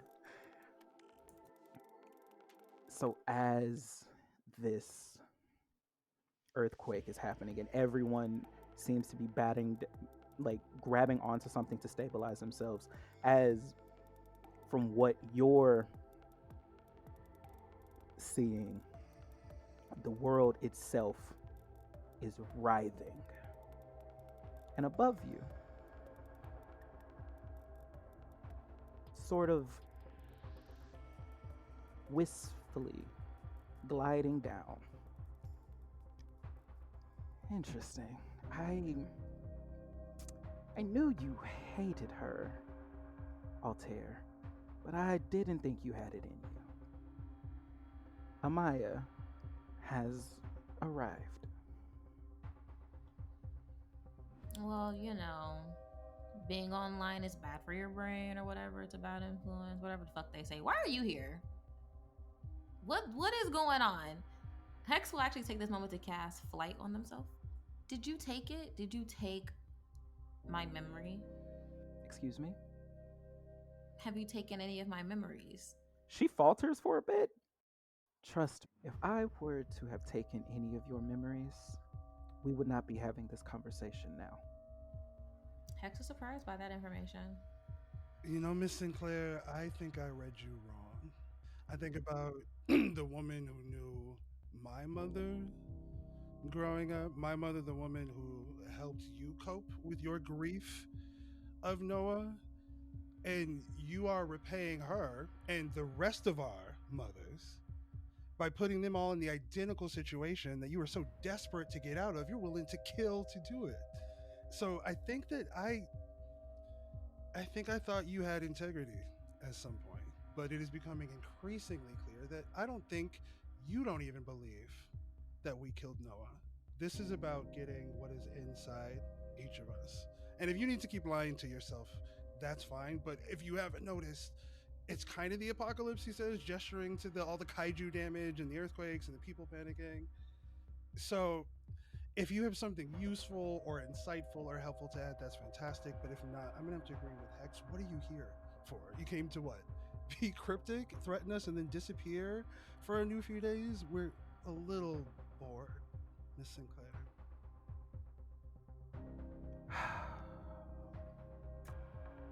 You were always the one. You were always the one I should have had my eye on the most. And she comes closer to you. I'm not here just to play games. I'm not here just to be another line in your story. My goal, which has always been my goal, is to get my son back. And honestly, I do not care what happens to any of you. I am doing what I have to do. I think this is where Echo steps forward. You're doing what you have to do to get your child back.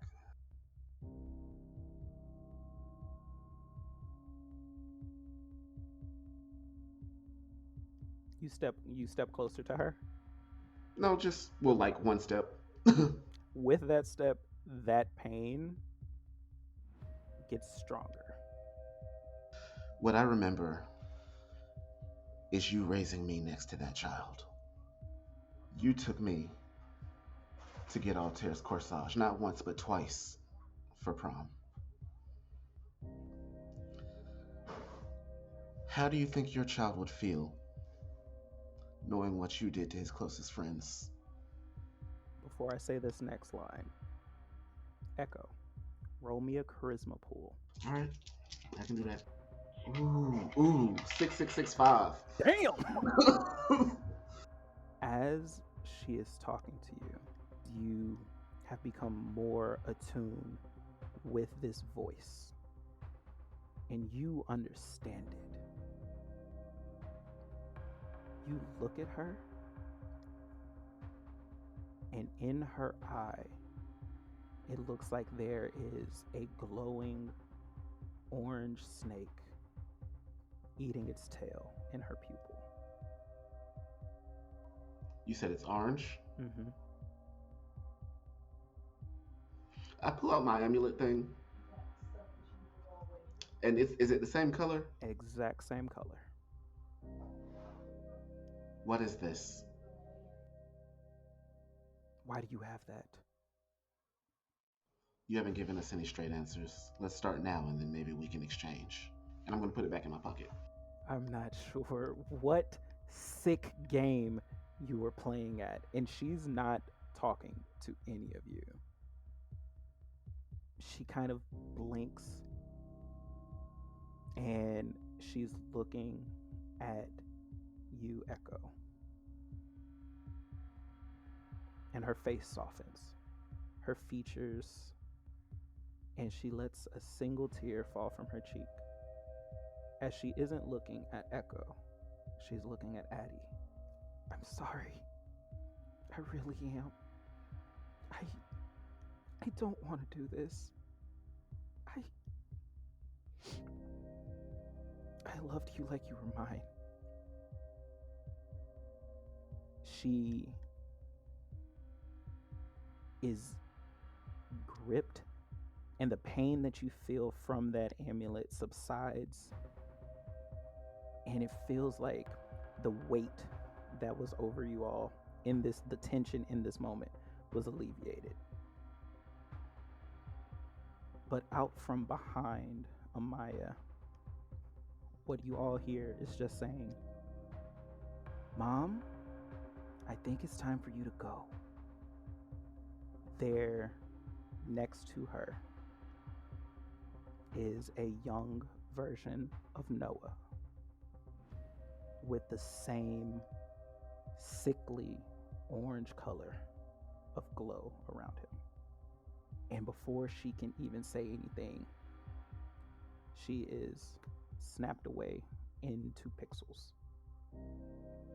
Hello. I haven't seen you guys in so long. Hi. Vestion kind of takes a step forward and goes, Noah? Is that actually you? Who are you? What? Uh, I mean, I know I'm a little bit older now, but it's me, Seeker. And I also don't look that much like my character, but Oh, Seeker, I'm so sorry. It's been a interesting time. Why don't you fill us in? Where have you been this whole time? I've been here. For Here, as 17 in the years? game? Yeah? I don't. Did they not tell you? did who not tell us what? So,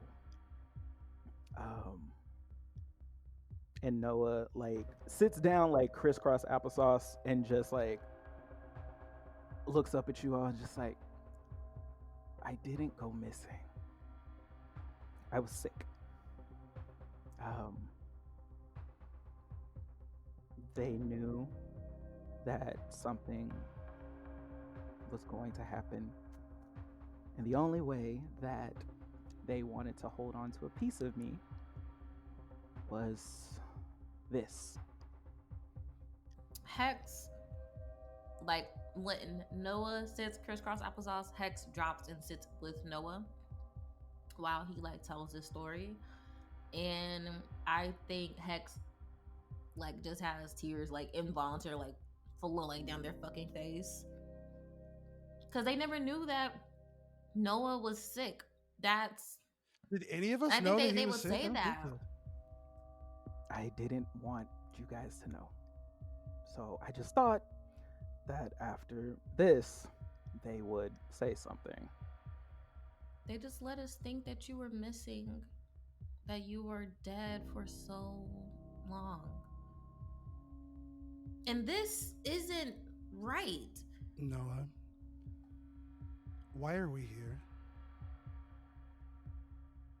I missed you all. And he kind of looks at you and like sighs. Alt, wherever you have your amulet, begins to go blue. And as it glows, a small piece within Noah begins to glow as well. And he begins to be enveloped in this blue glow. And I needed your help. With what? With your mom? With getting out of here? There's no getting out of here for me. She knows that. And she knows what's wrong. But I think me asking you guys here was pretty selfish because I don't know what I even thought from the blue that is within Noah. He begins to put his arm out and a rift begins to form into the air. Several data clips running around it. As this forms, the earth begins to shake again. Inside of Noah, it seems to be a jagged, more destructive orange shard forms within him. You guys should go. Go home while you can. Noah, I need you to listen to me. You took somebody from me. You brought somebody else here whose name was Joshua. I need you to help me before I leave. Where is Joshua? I didn't take him. If I could give him back, I would. At this point, Vestion's kind of like on their knees on the floor, just like tears just rolling down their face, and they're just like in shock. I can't believe you've been trapped here this entire time. How could we not know this? How could you expect me to leave after hearing this? Look, it was fine. It was great the first couple of years. All of this, I got to basically live out the life that we've created. This is all we did. Like, this world is what we made. So that was great. But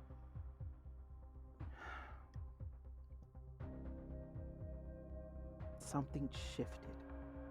I don't like saying the name,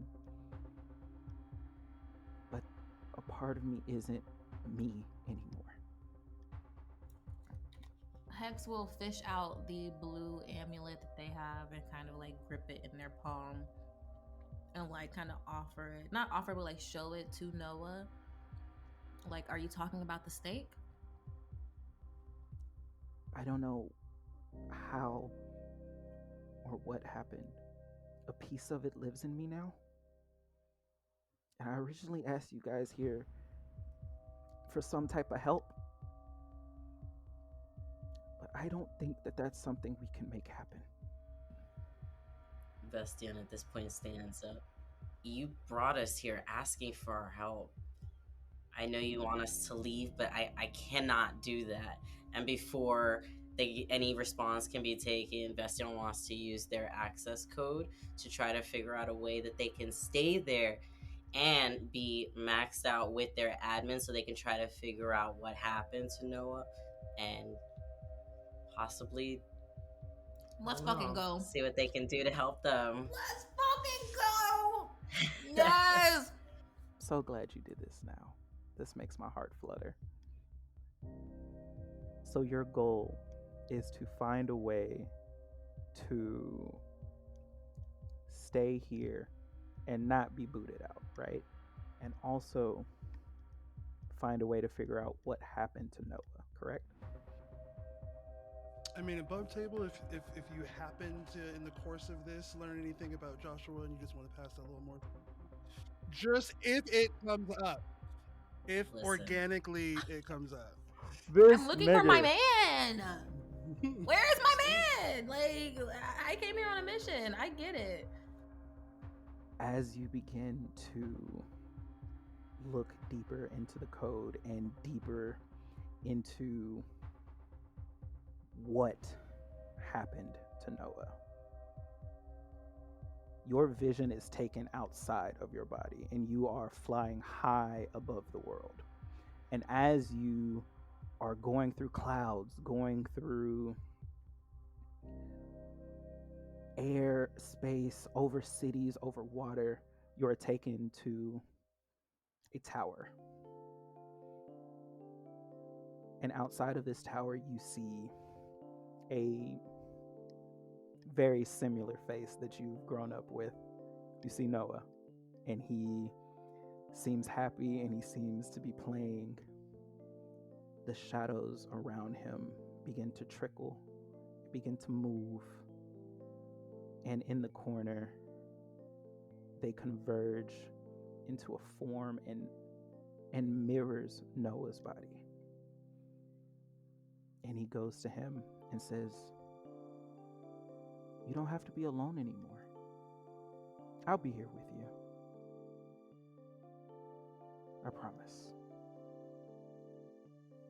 And he goes to shake Noah's hand and hugs him. And in that hug, he engulfs Noah. And as you see this, Noah's form, his data itself, this blue, brilliant data, is corrupted by the beast of this world. Ouroboros lives within Noah. Two Noahs, one form. One of them, the Noah that you love, and the other, the snake eating himself. Did I just really see that? Well. So at this point, Vestion turns around and like looks at everyone and is like, I think that before you all decide to step through there, you need to know this. This is this is really important information. But I just saw some kind of vision. I used my access code, and there was Noah, and then there was a duplicate of Noah, but it was Ouroboros Online. It was the game. Okay, I don't know, but I think that he's the game. As you say Ouroboros, tell me which memory of Noah you lose. There's a memory of Noah and Vestion in high school, and it was after school one day. There were some kids who were kind of, hanging around, making fun of them a little bit because they were looking at some, like, playing cards for some games they really like, and they were kind of getting laughed at. And Noah kind of like stomps on the ground, looks over at all of them, and says, "You know what? We may be playing these games, but at least we have friends. What do you guys have?" And at that point, they like walk away, and Vestion and Noah are just like laughing, and you see that memory as they're like laughing, the laughter kind of starts to fade away. As that memory leaves you of Noah being your missing piece to this group, the missing knight, as it begins to slip away, you see that orange fracture within Noah begins to grow more. I shouldn't have brought you guys here. I'm sorry. You should leave while you can. And he begins to tear up. If it was possible for us to help you, how would we go about it? I don't know. My mom, she tried. She tried real hard. But then he got a hold of her. I just want you all to be safe. Wraith is looking really contemplative. He's had his eyes closed and has been listening this whole time. Noah, what I hear you saying is that it sounds like even before you came to Ouroboros Online, there was already something here. And whatever that is, or whatever he is, seems to predate you, the rest of us. So, and he kind of kneels a little bit to meet like where Noah's at. So look, buddy, anything that you can share with us about this person, what they look like, where we might be able to find them. If there is one individual or organization or whatever behind all of this, he gestures to the group. That gives us a focus. That gives us something that we can put our attention on. But we can't act if we don't know. So I need you to think real hard, buddy, about everything you can think of about this guy. Can we kill this giant fucking snake? And you Have we like be tried? okay? I don't. Well, if there's one thing Hex is ready to do is drop a body.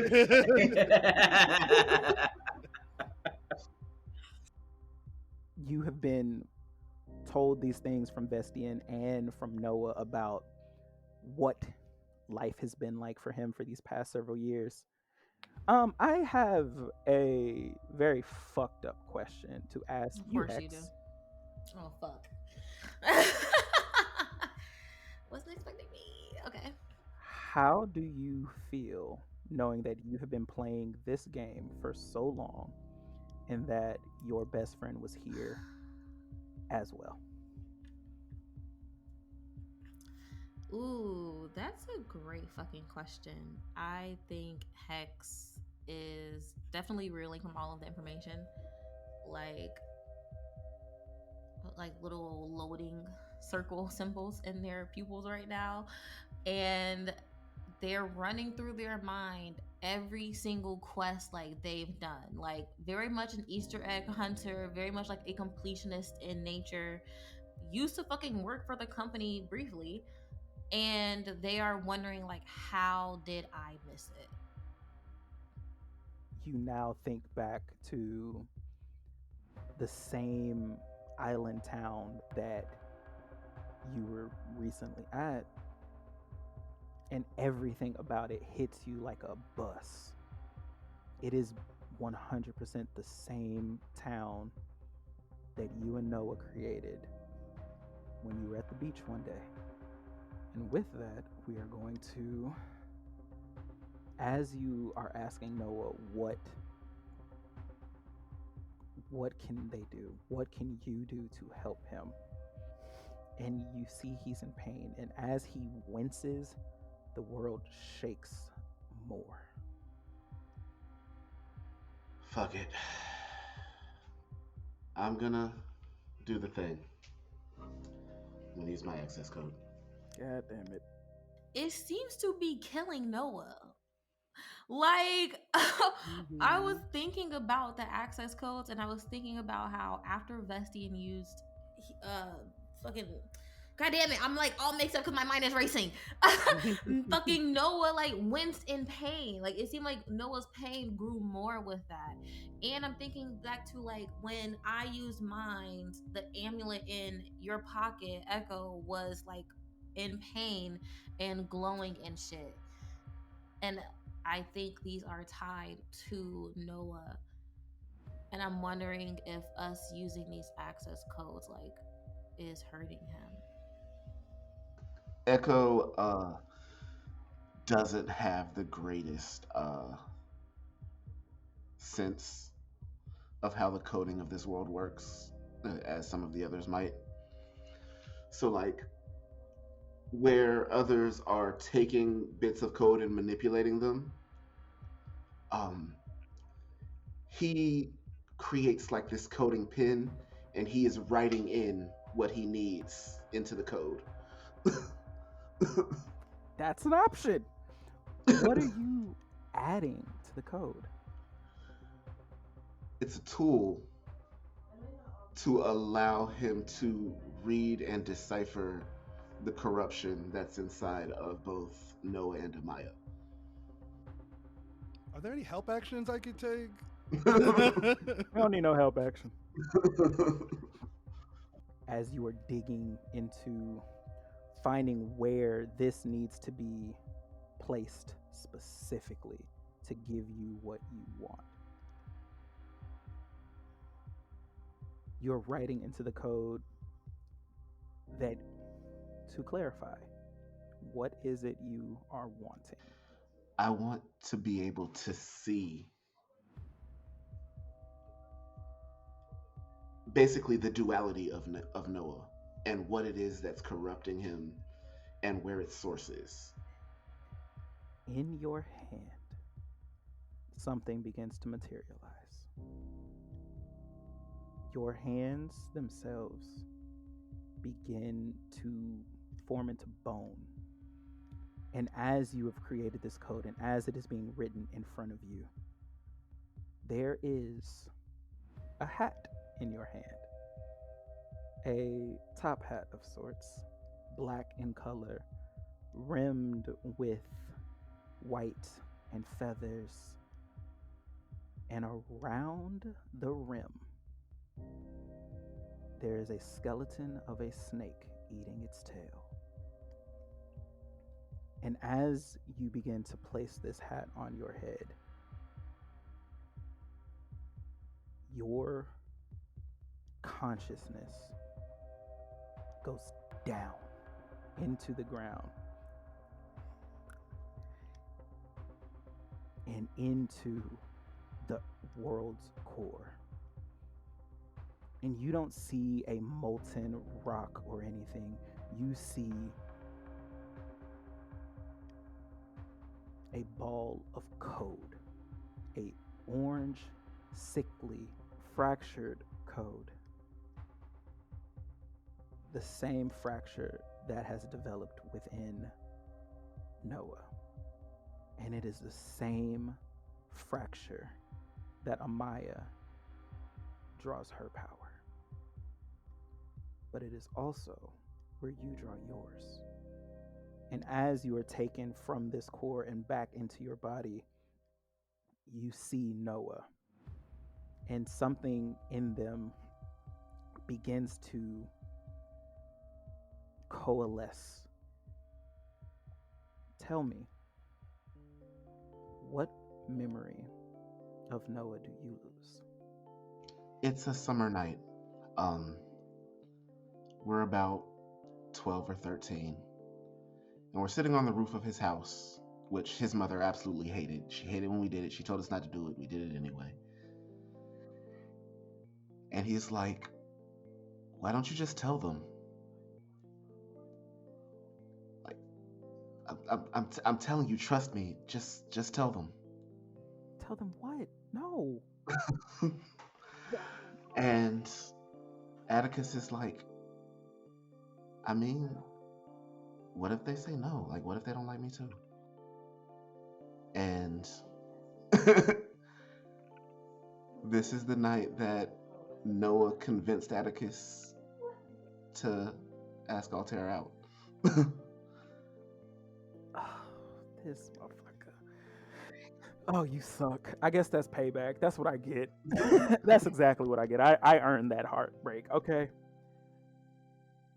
So as Noah is encouraging you and telling you that it'll be fine, I would like to say above board, I don't believe my players remember me telling them this.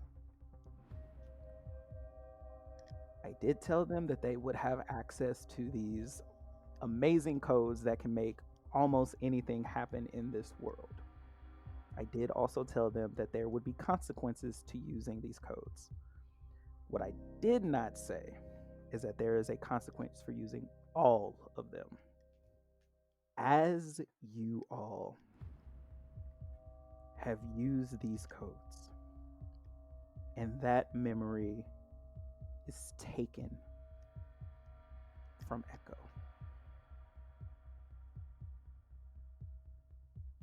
what you see is Noah's eyes roll back in their head.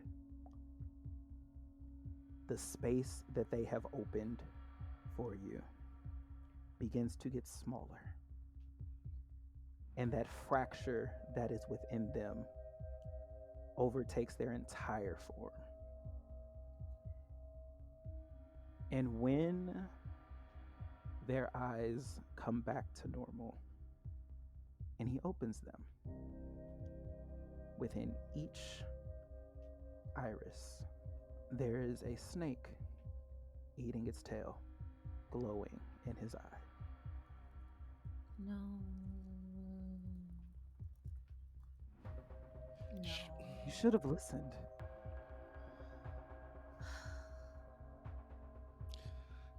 Dude, Team, I have one Did you Hail just Mary, but I lose want to hear Noah? thoughts.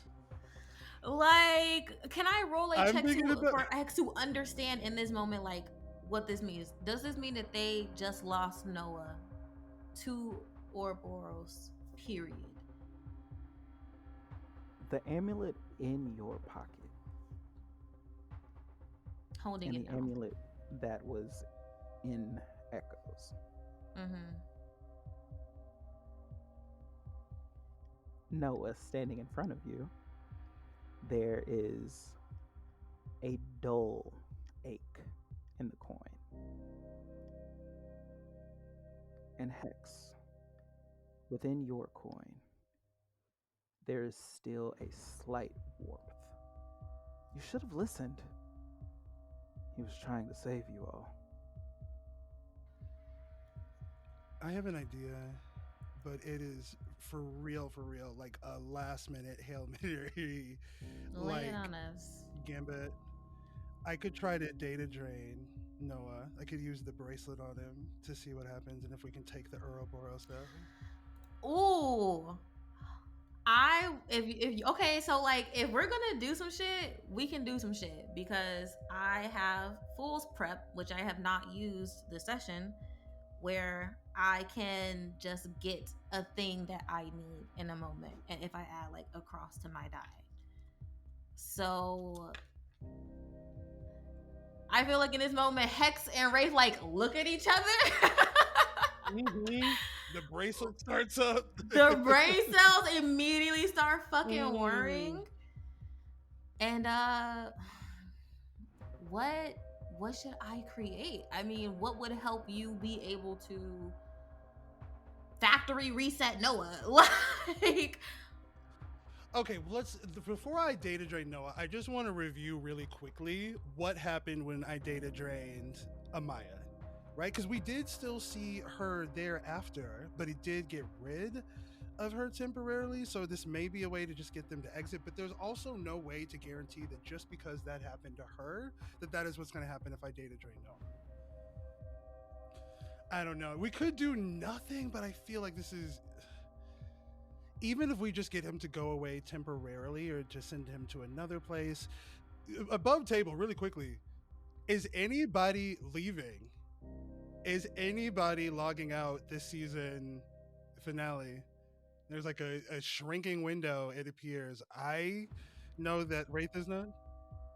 Oh no. Hex would not leave. I can't leave without Joshua. Echo, Vestion. Yeah, Vestion can't leave, especially now with this situation. Like, Vestion's kind of thinking there's got to be a way that we can maybe temporarily suspend the whole, like, I don't know, not the whole program, but maybe that portion of the code somehow, where we can, I don't know, take a beat to figure out how to separate the two. Is there a public test realm for Ouroboros Online? I was gonna say we could send Noah to the public test realm just to keep him there. He'd be by himself, but at least he'd be safe from whatever is harming him. Or alone with it.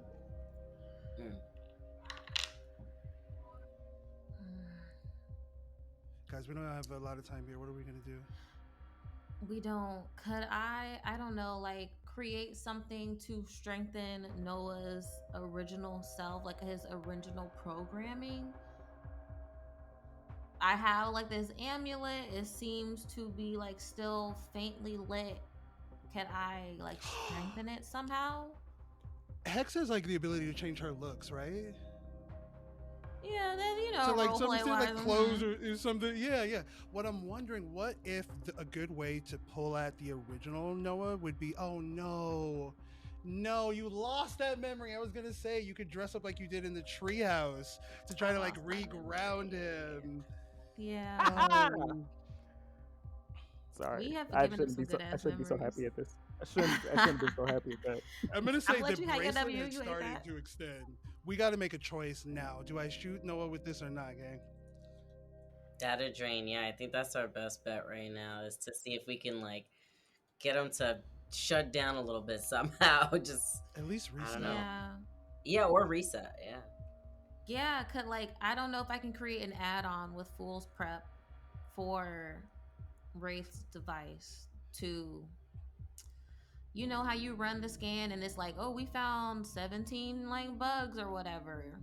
Do you want us to eliminate that? Like some shit like that, like an antivirus program maybe specifically for Noah against Ouroboros. I can also try to hack the game. I will let Do you it. know now Do it. that the space that they have created for exit, as you have been having this conversation, it has gotten smaller and smaller. It started off, let's say, about the size of an actual door. It was just a sphere the size of an actual door.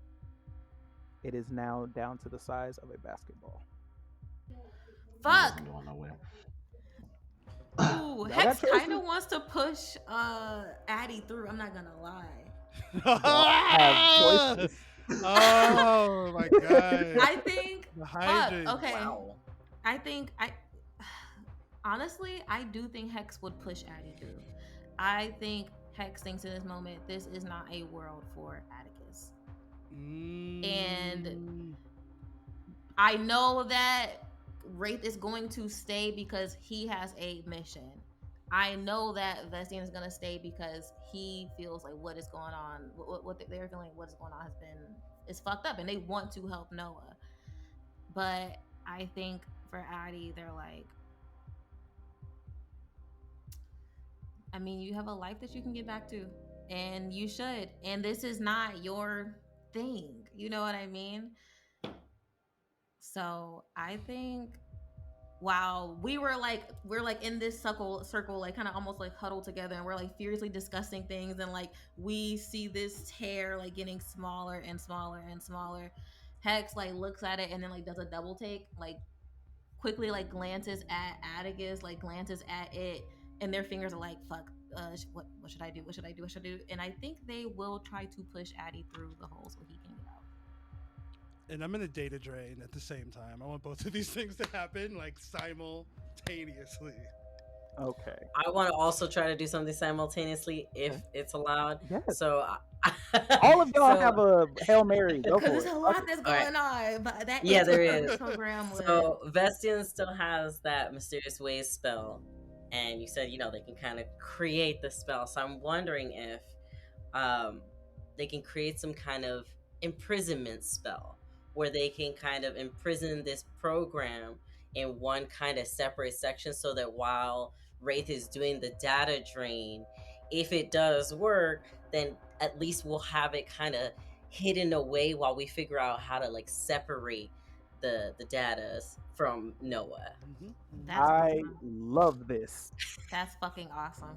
Hell yeah. Run it. Now, before we do this, I'm doing my again running list of shit. All right, so we have Hex trying to push Addy. We have one Wraith doing a data drain on Noah. And then we have Vestion creating a cage, which I like that idea. Yeah, I love that quarantine idea. That's perfect. For let's call them Bordeaux right now. This is giving me Cyberpunk 2077 vibes because like in that game Yes. the internet is bad, or like, you know what I mean, like it has been corrupted by like wild AI, and I imagine this space with this corrupted data being like that space, like that wild AI space where like we don't go over there anymore. Now, I am talking to Mac, not Echo and not Addy. The choice is yours if you want to leave. Hex can push you, but that does not mean you have to go. It is your choice. And regardless, you have to make it. So, this is what I see. Echo is not expecting to be pushed. So, he gets pushed. And, he's moving back like, what the fuck? And he realizes the portal's behind him. And as he's falling, he's like, oh shit. And he pulls a phone out of his pocket and tosses it to Vestion and falls through the portal.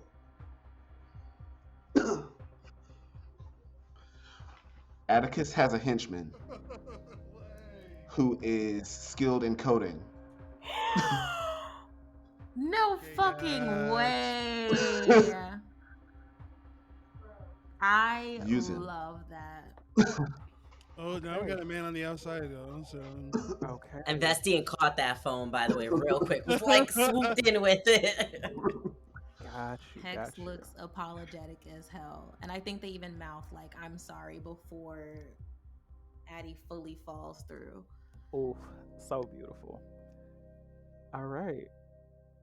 So, Vestion, create your cage. And Wraith, give me your intelligence roll.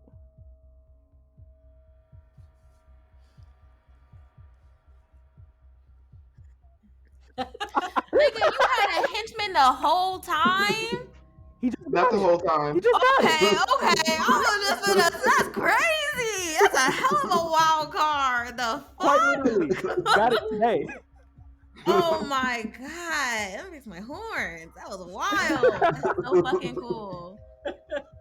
I've been thinking about how I could use this henchman the whole time. Yo, you ate. You fucking ate with that. 2, 4, 5, 6 were the rolls, and that is without the Neo dice. Please roll the Neo. 5. Beautiful. Vestion, create your cage. And I will say, with that created cage, roll me a wisdom pool as well. Bring us home, Bestie, and we got this. Heart of the dice. Let's go. Can I use my reroll? Yes, you can. Yes, you can. Yes, you I can. do want to tell you what I did get Please. first, but I am gonna reroll. It was 2122. Oh, yeah, I'm gonna yeah, reroll. yeah. Thank you. Yeah, go ahead and take that for us. I'm Please. gonna Thank you. reroll. We're both going to go offline with that roll. 3142. 3142. Okay. It wasn't. What did you roll your Godbinder die as well? Oh no. Okay. Oh, okay, 12. God's favorite.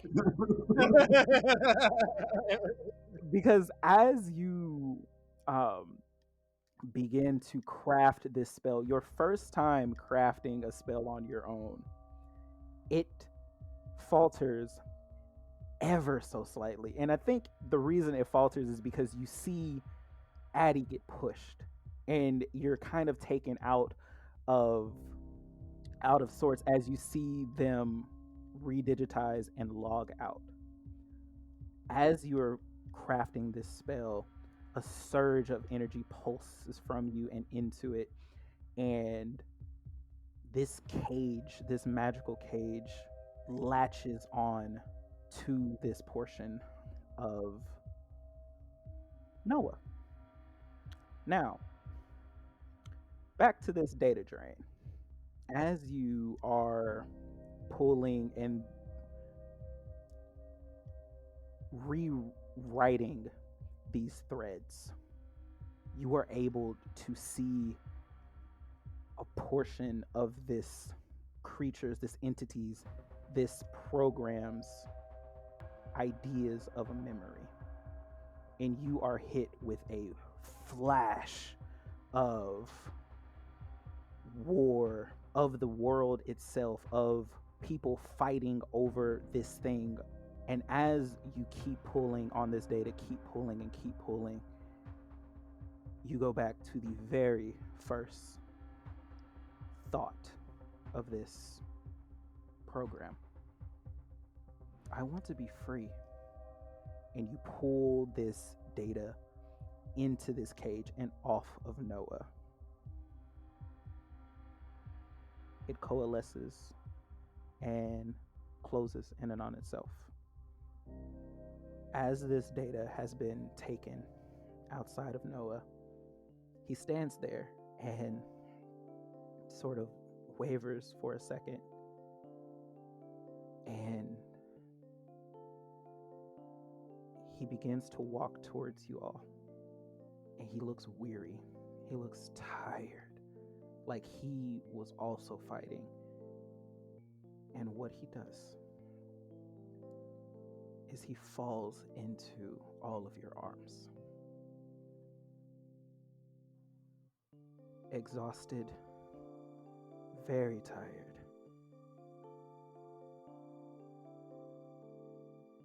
As Noah is here in your arms, that warmth that you felt in the coin begins to fade just a little bit more. And Noah, as he is here, kind of looks up at you all and just says, "I'll see you again." And he does not disappear into pixels. He does not explode. What it looks like is that Noah's data that is him forms itself into a small little blue ball of light, takes itself into the sky and disappears.